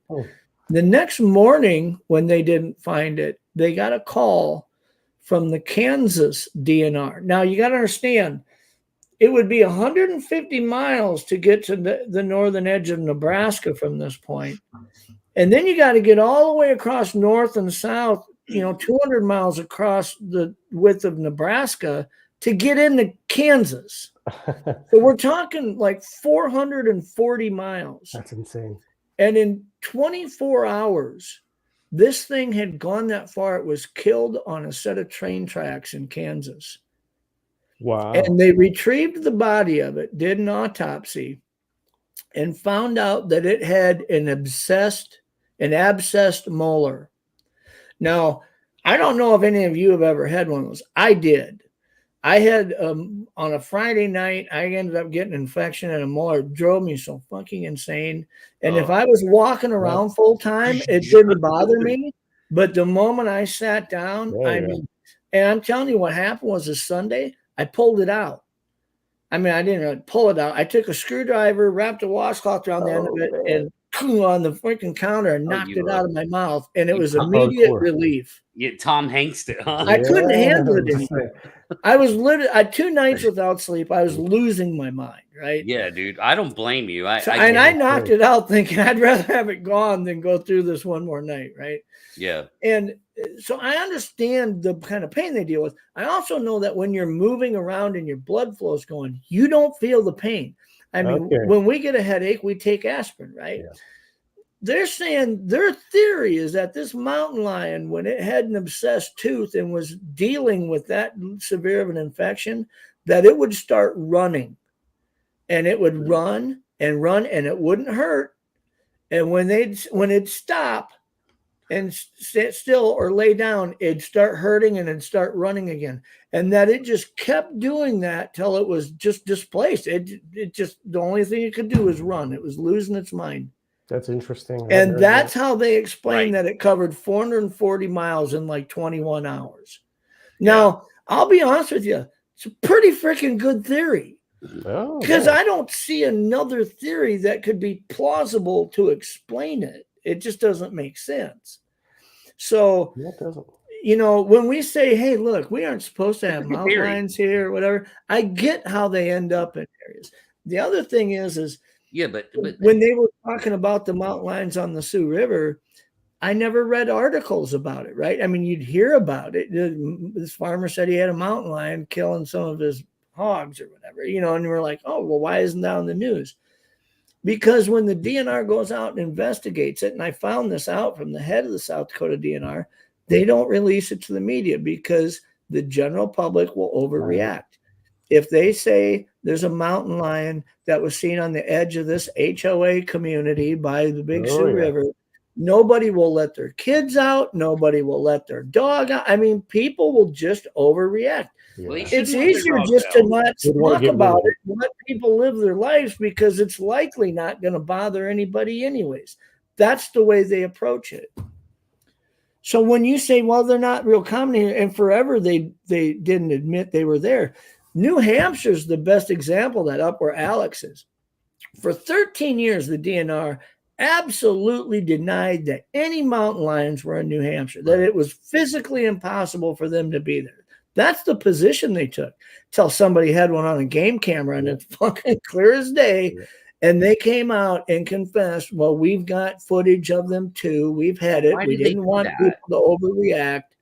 Why do they do that? Why is it every state up and down the East Coast, every wildlife department, which would be their own Department of Natural Resources or Wildlife Management in the state level, and maybe even some of the federal, like Department of Interior people too, in the National Forest might back that up. Why do they say, there's no mountain lion here? It's the government feeling like they're doing the public a favor, like they need to babysit you. But let's look at this. In Montana, Wyoming, Western South Dakota, these places that have a lot of mountain lions, if people can live their normal lives knowing they live amongst a lot of mountain lions, why the hell couldn't you live your life knowing you live amongst a few of them? It doesn't make sense. They might say for the first year, there may be some shock value. And then when nobody's killed in the first year, they'll say, oh, I guess there's nothing to worry about. And life will go on. Keeping it a secret for a decade is fucking stupid. There's no sense to that. I agree. And that it's frustrating. Maybe I'll reach out to my local DNR and maybe I can get somebody to come on the show and talk about wildlife, about that. And then I'll ambush them with the whole thing at the end. Right. I'll bring everybody in like 8 people at the end. So what about Bigfoot? Well, I mean, people shouldn't be that afraid of them. I shared this story before where one night I was sitting here in my office and I had studio headphones on, and, you know, Pat is a musician. We've talked about this. I'm like mixing music that I recorded that day, some tracks. So I've got noise canceling studio headphones on. I got the door open to my office, and down the hallway out in our living room We have the deck door open, screen door shut. It was a late spring, early summer. And at the time, my wife was laying on a couch and I thought I heard something, and it's dark. It's like 10 at night. I take the headphone off and I'm listening, and I can hear her saying, "Chaff," like yelling as loud as she could in a whisper. Right? And I'm like, what's going on? And so I go out there and I said, what's going on? She says, something is on our fucking deck. And my wife did not swear ever. I mean, for her to say that, I thought, holy shit, what's going on? I said, what are you talking about?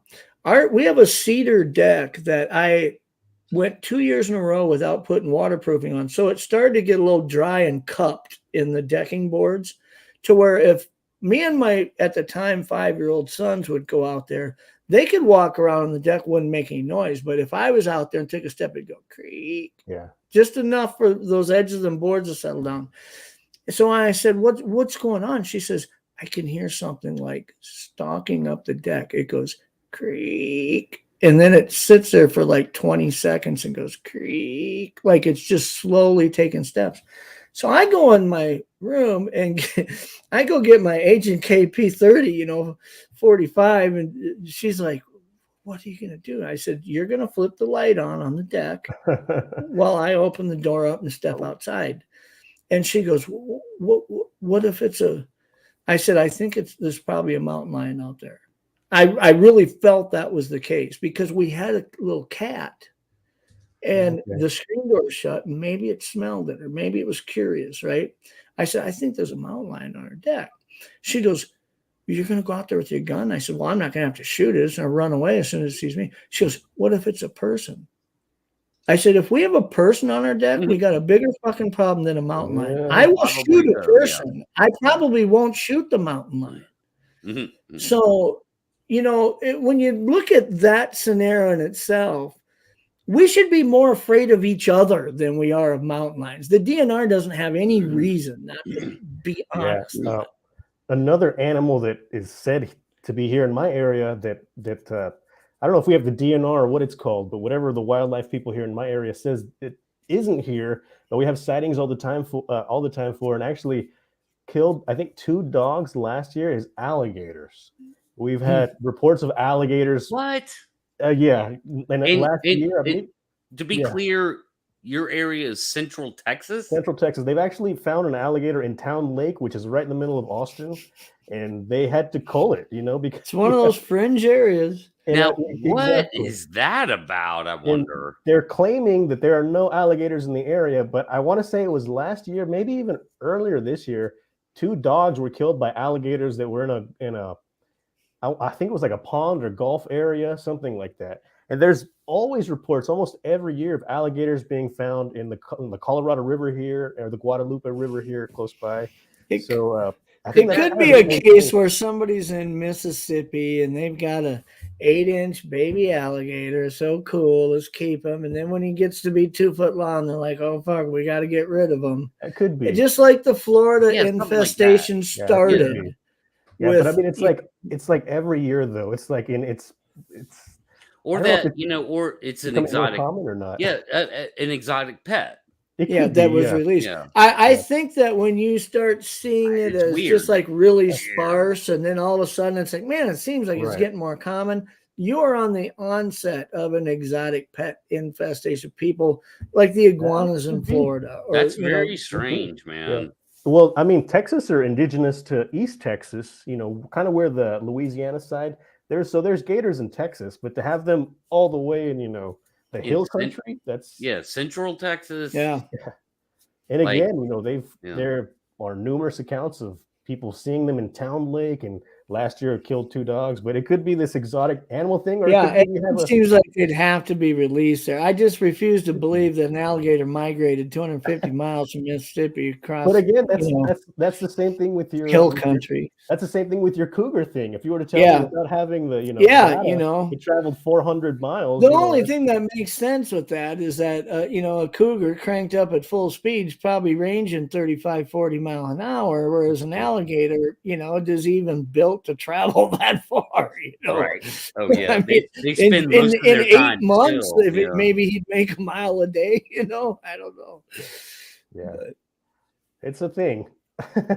Yeah. It kind of surprises me. I don't know. I'd have to look at the I'd lean more towards geography a little better. exotic Yeah. pet releasing. People You might get too be big, right. can't deal with them. Could be, Yeah, you or might be maybe right. maybe But they I'm can like- work their way over there. But you Maybe would there's think- some avenue. I don't know. Yeah, but you would think, you only have maybe 1 or 2 reports, but here it's like, oh man, we've almost had like almost one every year of alligator sighting. That we get weird stuff like And that here. Like that's there's a impossible little. to misinterpret. What's that? An alligator is impossible to misinterpret. Yeah. That's you're so not if gonna somebody miss says it. they saw an alligator, they fucking saw an There's alligator. pictures of it, man. There's pictures of alligators laying on logs in the middle of town lake, like where they have paddle boarders by like the hundreds that go out there. So I know in that instance, they tracked it down and they killed 2, I believe. They killed 2 alligators in town lake, which is just, it's insane. Well, there you go. We get cases here where fishermen will be out fishing, and it's not often. I mean, like once every 3 years, somebody will catch a piranha that's like 1.5 pounds. It's fucking piranha? huge. And they're like, what is a piranha doing? Yeah. It's like, well, somebody released it. I mean, that's Wow. obviously what happened. Somebody Oh my had one God. in an aquarium, and then they were like, hey, we got to move. We're getting evicted from our apartment. Oh, man. Don't want to kill the. If I flush, it won't go down the toilet, so I'm gonna go let it go in the lake. The white Let it shirts- live, like they're doing it a favor. Wow. Then a guy's out there with a bobber catching little bluegills, and he hauls in a freaking piranha. That's hilarious. No, so yeah, I think the only things that they're not really admitting to here would be like the cougars, the alligators, possibly, maybe. And then I think recently in South Texas, they've been getting more reports of like jaguars crossing from the border of Mexico, coming into some of the like Big Bend National Park and some of the other southern states. I think even Brownsville one time had a report of a jaguar, but they were native here to Central Texas at one point too. Oh yeah. And that's why we were talking about that on my show when Dr. Wu went full retard on my show the other night. We were talking about grizzly bears. Oh, and now South Dakota, the middle 2/3 of South Dakota is cornfields and bean fields, and it's pheasant country. It's flat. There's a few tree groves here and there, but shelter belts and stuff. But in South Dakota, that's where the Hugh Glass grizzly bear attack was. Okay. And now that it's being actively farmed for over a century, looks distinctively different than the landscape did back then. Grizzly bears were present in South Dakota, just like they are in Montana and Wyoming. It's just now we look at it and all we see is flat cultivated farmland. It didn't always used to be that. Oh yeah. And so when you think, well, Hugh Glass is attacked by that grizzly bear, where did it happen? You're thinking Montana, California. It was in South Dakota. That's insane. In pheasant country. That's crazy. I love the grizzly bear topic because I recently read about this the Mexican grizzly bear, which my dad is actually from the same area where they're currently having sightings of this Mexican grizzly bear that supposedly went extinct years ago. And it's in these ranches that are in the Sierra Madres. They're in the Sierra Madres of Mexico. I believe that's the mountain range. And a lot of people aren't able to access this area because they're owned by some illicit people. I'll say it by that. You're not able to get access to, and if you're not familiar, it's got private security. Exactly. Yeah, some Ozark ranches, connections. Those ranches are miles and miles and miles. There's no public land, but that's pretty much their public land that they own. But and again, I believe that I don't know if you guys are familiar with Forrest Galante. He's a zoologist. He has a podcast and he's written a couple of books. But he's talking about doing an expedition in this certain area to try and because people are seeing them out there. He wants to actually get documentation of this Mexican grizzly bear that supposedly has been extinct for, 100 years or so. But that's really the thing that I'm kind of excited. I'm a nerd for that type of stuff. And I think he's even brought up the thylacine as well. He's trying to do an expedition for the thylacine in Papua New Guinea. And he's a really interesting dude. I think you guys should check him. I think you'd be really interested. Forrest Galante. Yeah, link me his just link his stuff to me, man. Cool. We can email now and stuff. Right on. So Lockbeard brings up a good point, and I remember Joe talking about this a little bit, man. Okay. Joe Rogan claims to have footage of a black panther in Texas. That's a pretty huge. I mean, it's Joe Rogan, you know. Yeah. I know where he lives. Yeah, I don't know like, that's. I know that people who are familiar with the area. It's probably hardest for them to wrap their head around just because they don't see. They've lived there their whole life, didn't see him, right? Joe lives in and around Austin. Yeah, he lives in Westlake. Yeah. The point I make is that when you have bobcats and you have, right next door in Arizona with mountain lions, and you have cat species existing in arid desert country, high plain country, hill country, right? So when you start trying to entertain the plausibility of it, I can't discount it. Now, just because it's an environment that it could easily survive in. So 100%. Just because we don't know them to really, they're not known to be there, doesn't mean it's impossible that they could be. Now, that's not to say that wasn't a case of exotic animal escape and things like that too, But I know exactly that area. He's in Westlake, and I mean that area is the epitome of hill country. I mean, you're driving up roads. We don't have mountains here, but we have a lot of interesting hills, and that area there's a lot of undeveloped properties. I think on purpose because they're millions and millions of dollars each one of those lots. But that is an area that is heavily. I don't know if people understand how much brush we have here. It's we're not in an arid desert. This is in South Texas. We have huge oak trees. We have, vines that almost black out certain areas like curtains, and caves. We have so many caves. It's unprecedented. Like I think the last time I heard that there's like estimated 3,000 caves in just my county alone, and we have like 4 surrounding counties that are they're finding caves every year. Undiscovered caves. So I mean, it wouldn't surprise me if there's a large black cat or cat population. So Lockbeard's comment is one thing I'd like to say about this is I honestly believe that when it comes to any big cat, and I don't care if it's a bobcat up in Canada or northern Minnesota where we have lynx especially, whether it's mountain lions, whether it's panthers, I would say there are 1,000, if I was to try to come up with a number, I'd say there's 1,000 encounters where the cat was aware of you and you weren't aware of the cat. 100%. For every encounter there is that where you were each aware of each other. That's how elusive and, these things are flighty. They see you come, they hear you, they smell you coming, they're gone. They don't want to be around you. Absolutely. So, when somebody says, well, they're rare to see, well, for every one that you see, there's probably 1,000 instances where humans were right where one was, and they were never aware of it because it chose to not make themselves known to be there. Well, touch base on the black cat that Rogan saw in Westlake. When I was a teenager, I remember there was one time where I was not locked in my truck, but I was forced to stay in my truck because there was what I perceived as a big black cat roaming around that I could see. I was never able to figure out if it was a dog or if it was a cat. But I remember staying inside my truck with the windows rolled up, and it was like 90 degrees. I was sweating, but I could see this thing moving.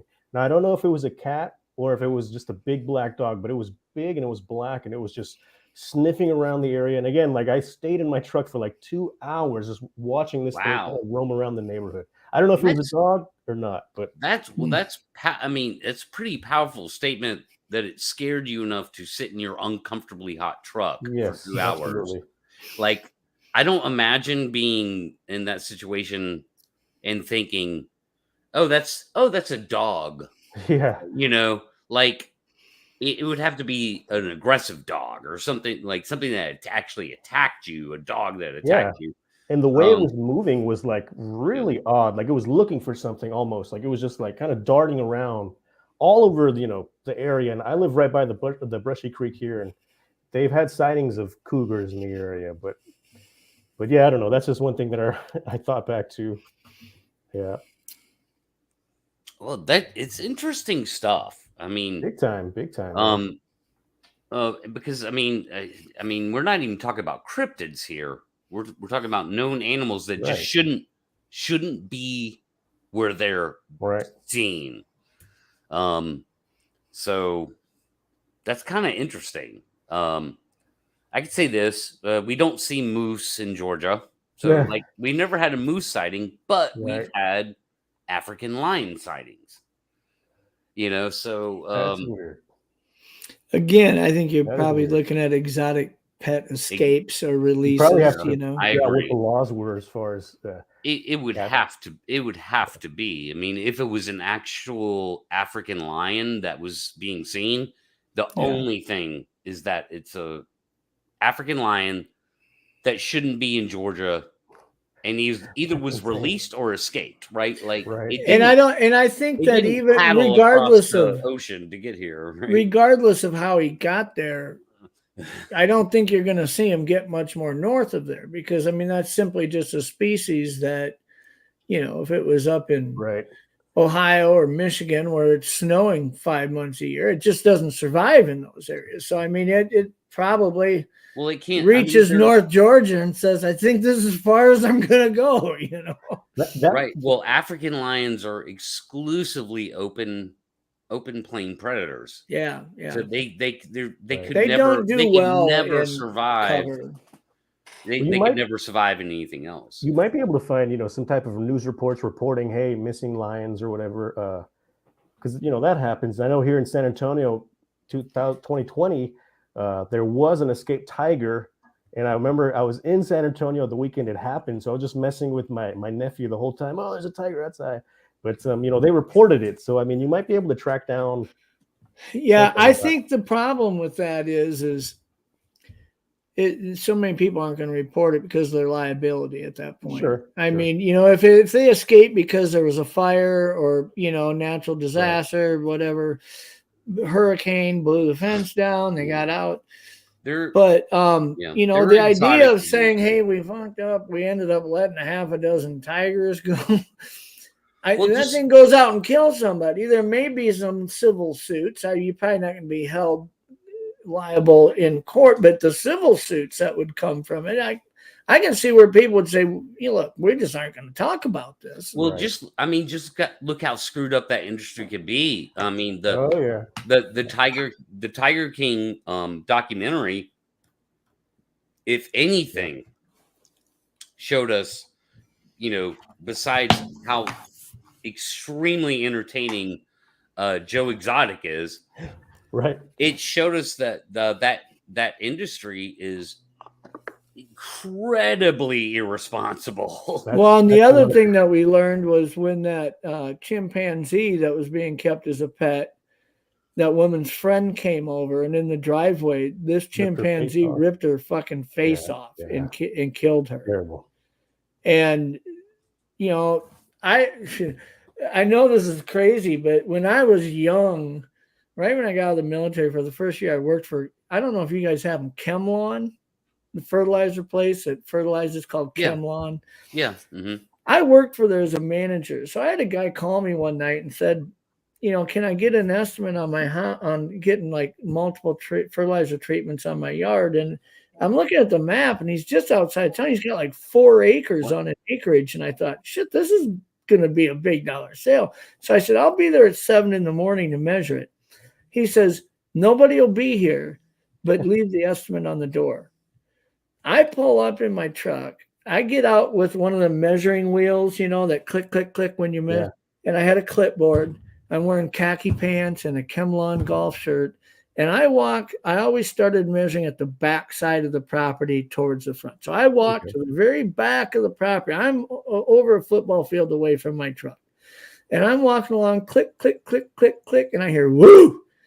And I look up across the yard, and here's a 200-pound frickin' Rottweiler standing there by a little building, like staring me down.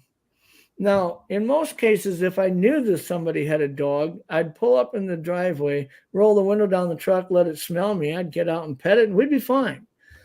But when this dog's sleeping and it wakes up and sees somebody in the middle of its little protected kingdom they're instinctive animals. This thing started running at me. And when I look at it, I'm thinking that a chain's going to like yank him back, like he's tied to that building. No, he just keeps going. And I start walking towards my truck, and I look at where my truck is, and I look at where the dog is. I'm like, fuck, I'm not going to make it to my truck. And I just started sinking. And this dog came up, bit me in the hands, and locked down to where when I was running, I was dragging it by my hand behind me like a water skier behind a boat. And I ran dragging this dog like this, trying to keep moving towards my truck. It wouldn't let go. And finally I got it out of its mouth, and I just took off sprinting, and I could hear it barking and getting closer and closer, like, holy shit, it's coming after me. It bit me in the back of my leg and ripped my pants completely off of me. I was wearing a belt with like one half of a pants leg, and my boxer shorts, and my pants are gone. And it tackles me, gets on top of me, and starts barking in my ears. And I just laid there and played dead, and it finally walked away. I sued this guy for $100,000 and won, because he had a legal liability to tell me if your dog's on, first of all, there's a leash law. It has to be tied up. And if it's not, I was a business invitee. You know, he had asked me to come there. And so he's basically laid a trap for me as far as a legal perspective on it. Yeah. And so my point is the liability, the lady's monkey. She says, this monkey's the sweetest thing in the world, and then it rips the lady's face off. This guy and his kids would tell you that Rottweiler's the sweetest dog in the world, and it probably is. I probably could have got it to just like me by approaching it right. But when it woke up and saw me in the middle of all this little yard that he considers his, it just lost his shit, and he did what he's instinctively going to do, you know?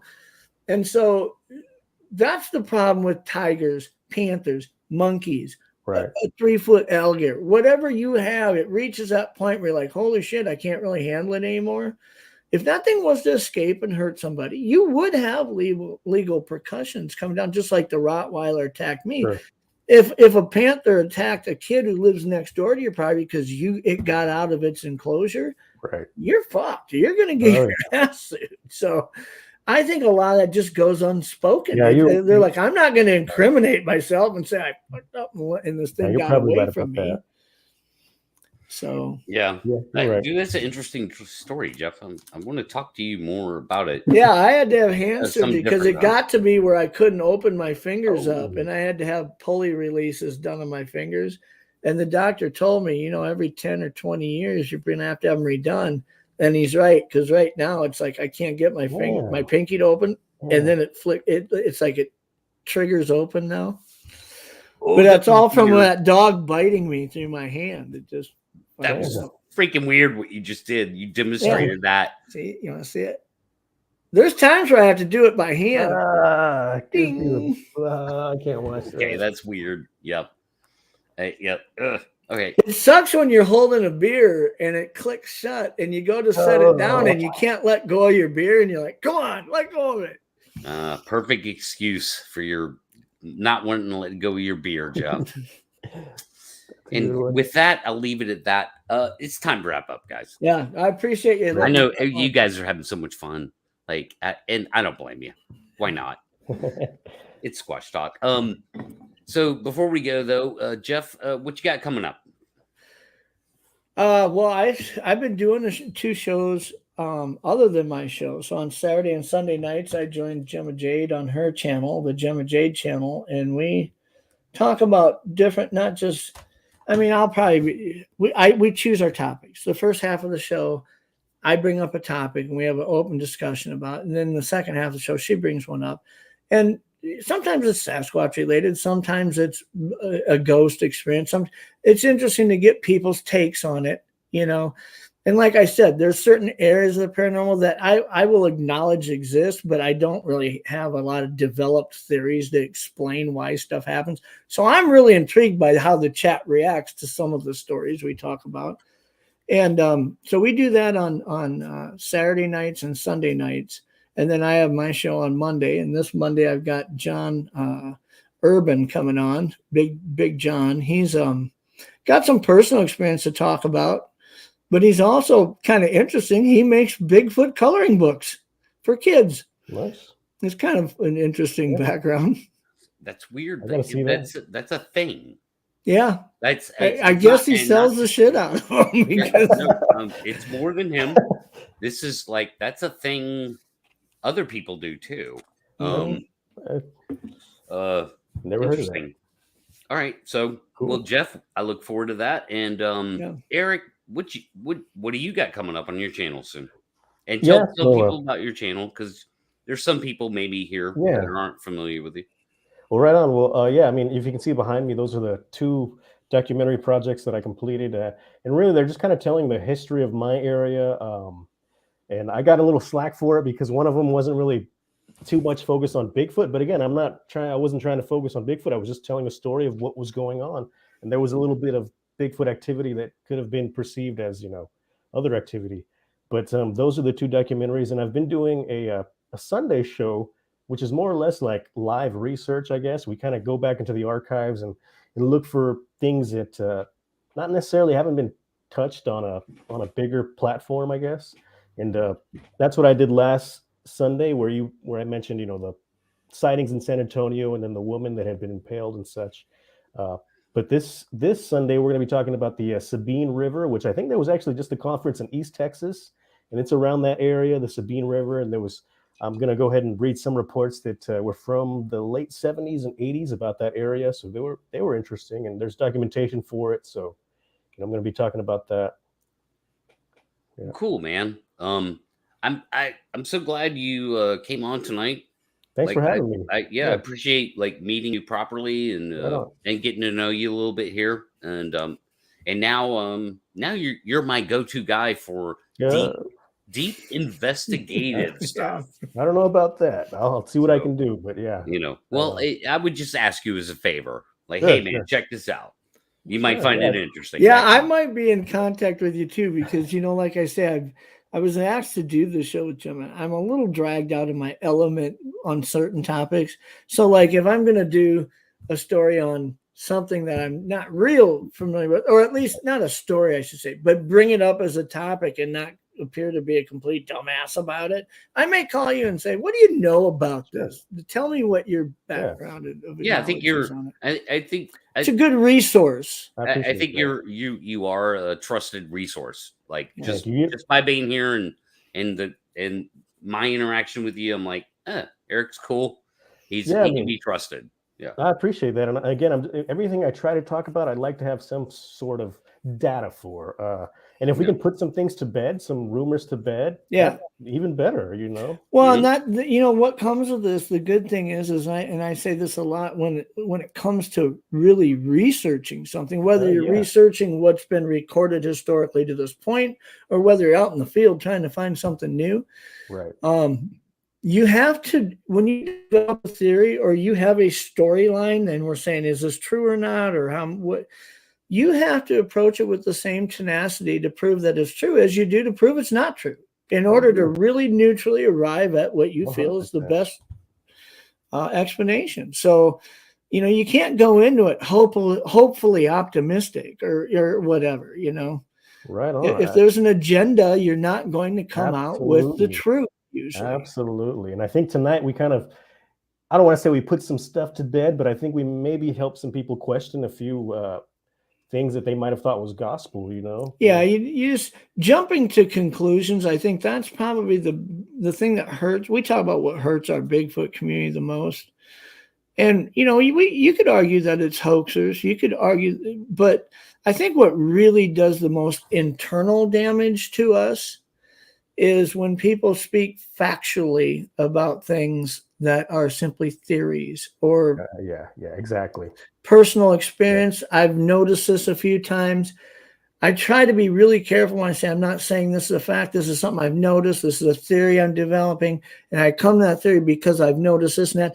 I can't approve something and say, if it does this, this is what it means. Based on who, right? Off of my little world? Mm-hmm. I mean, I think we hurt each other when we say that, and we get people subscribing to that narrative. And now all of a sudden they're regurgitating this as a Right. fact. And we just hurt each other when we do that. No, I you're right. agree. There's been so much of that stuff spread around. It's time to start putting that to bed, you know, honestly. Music Pat- to my ears, Eric. Pat, real quick, we got something in common besides Squatch. I looked at your channel just a little while ago.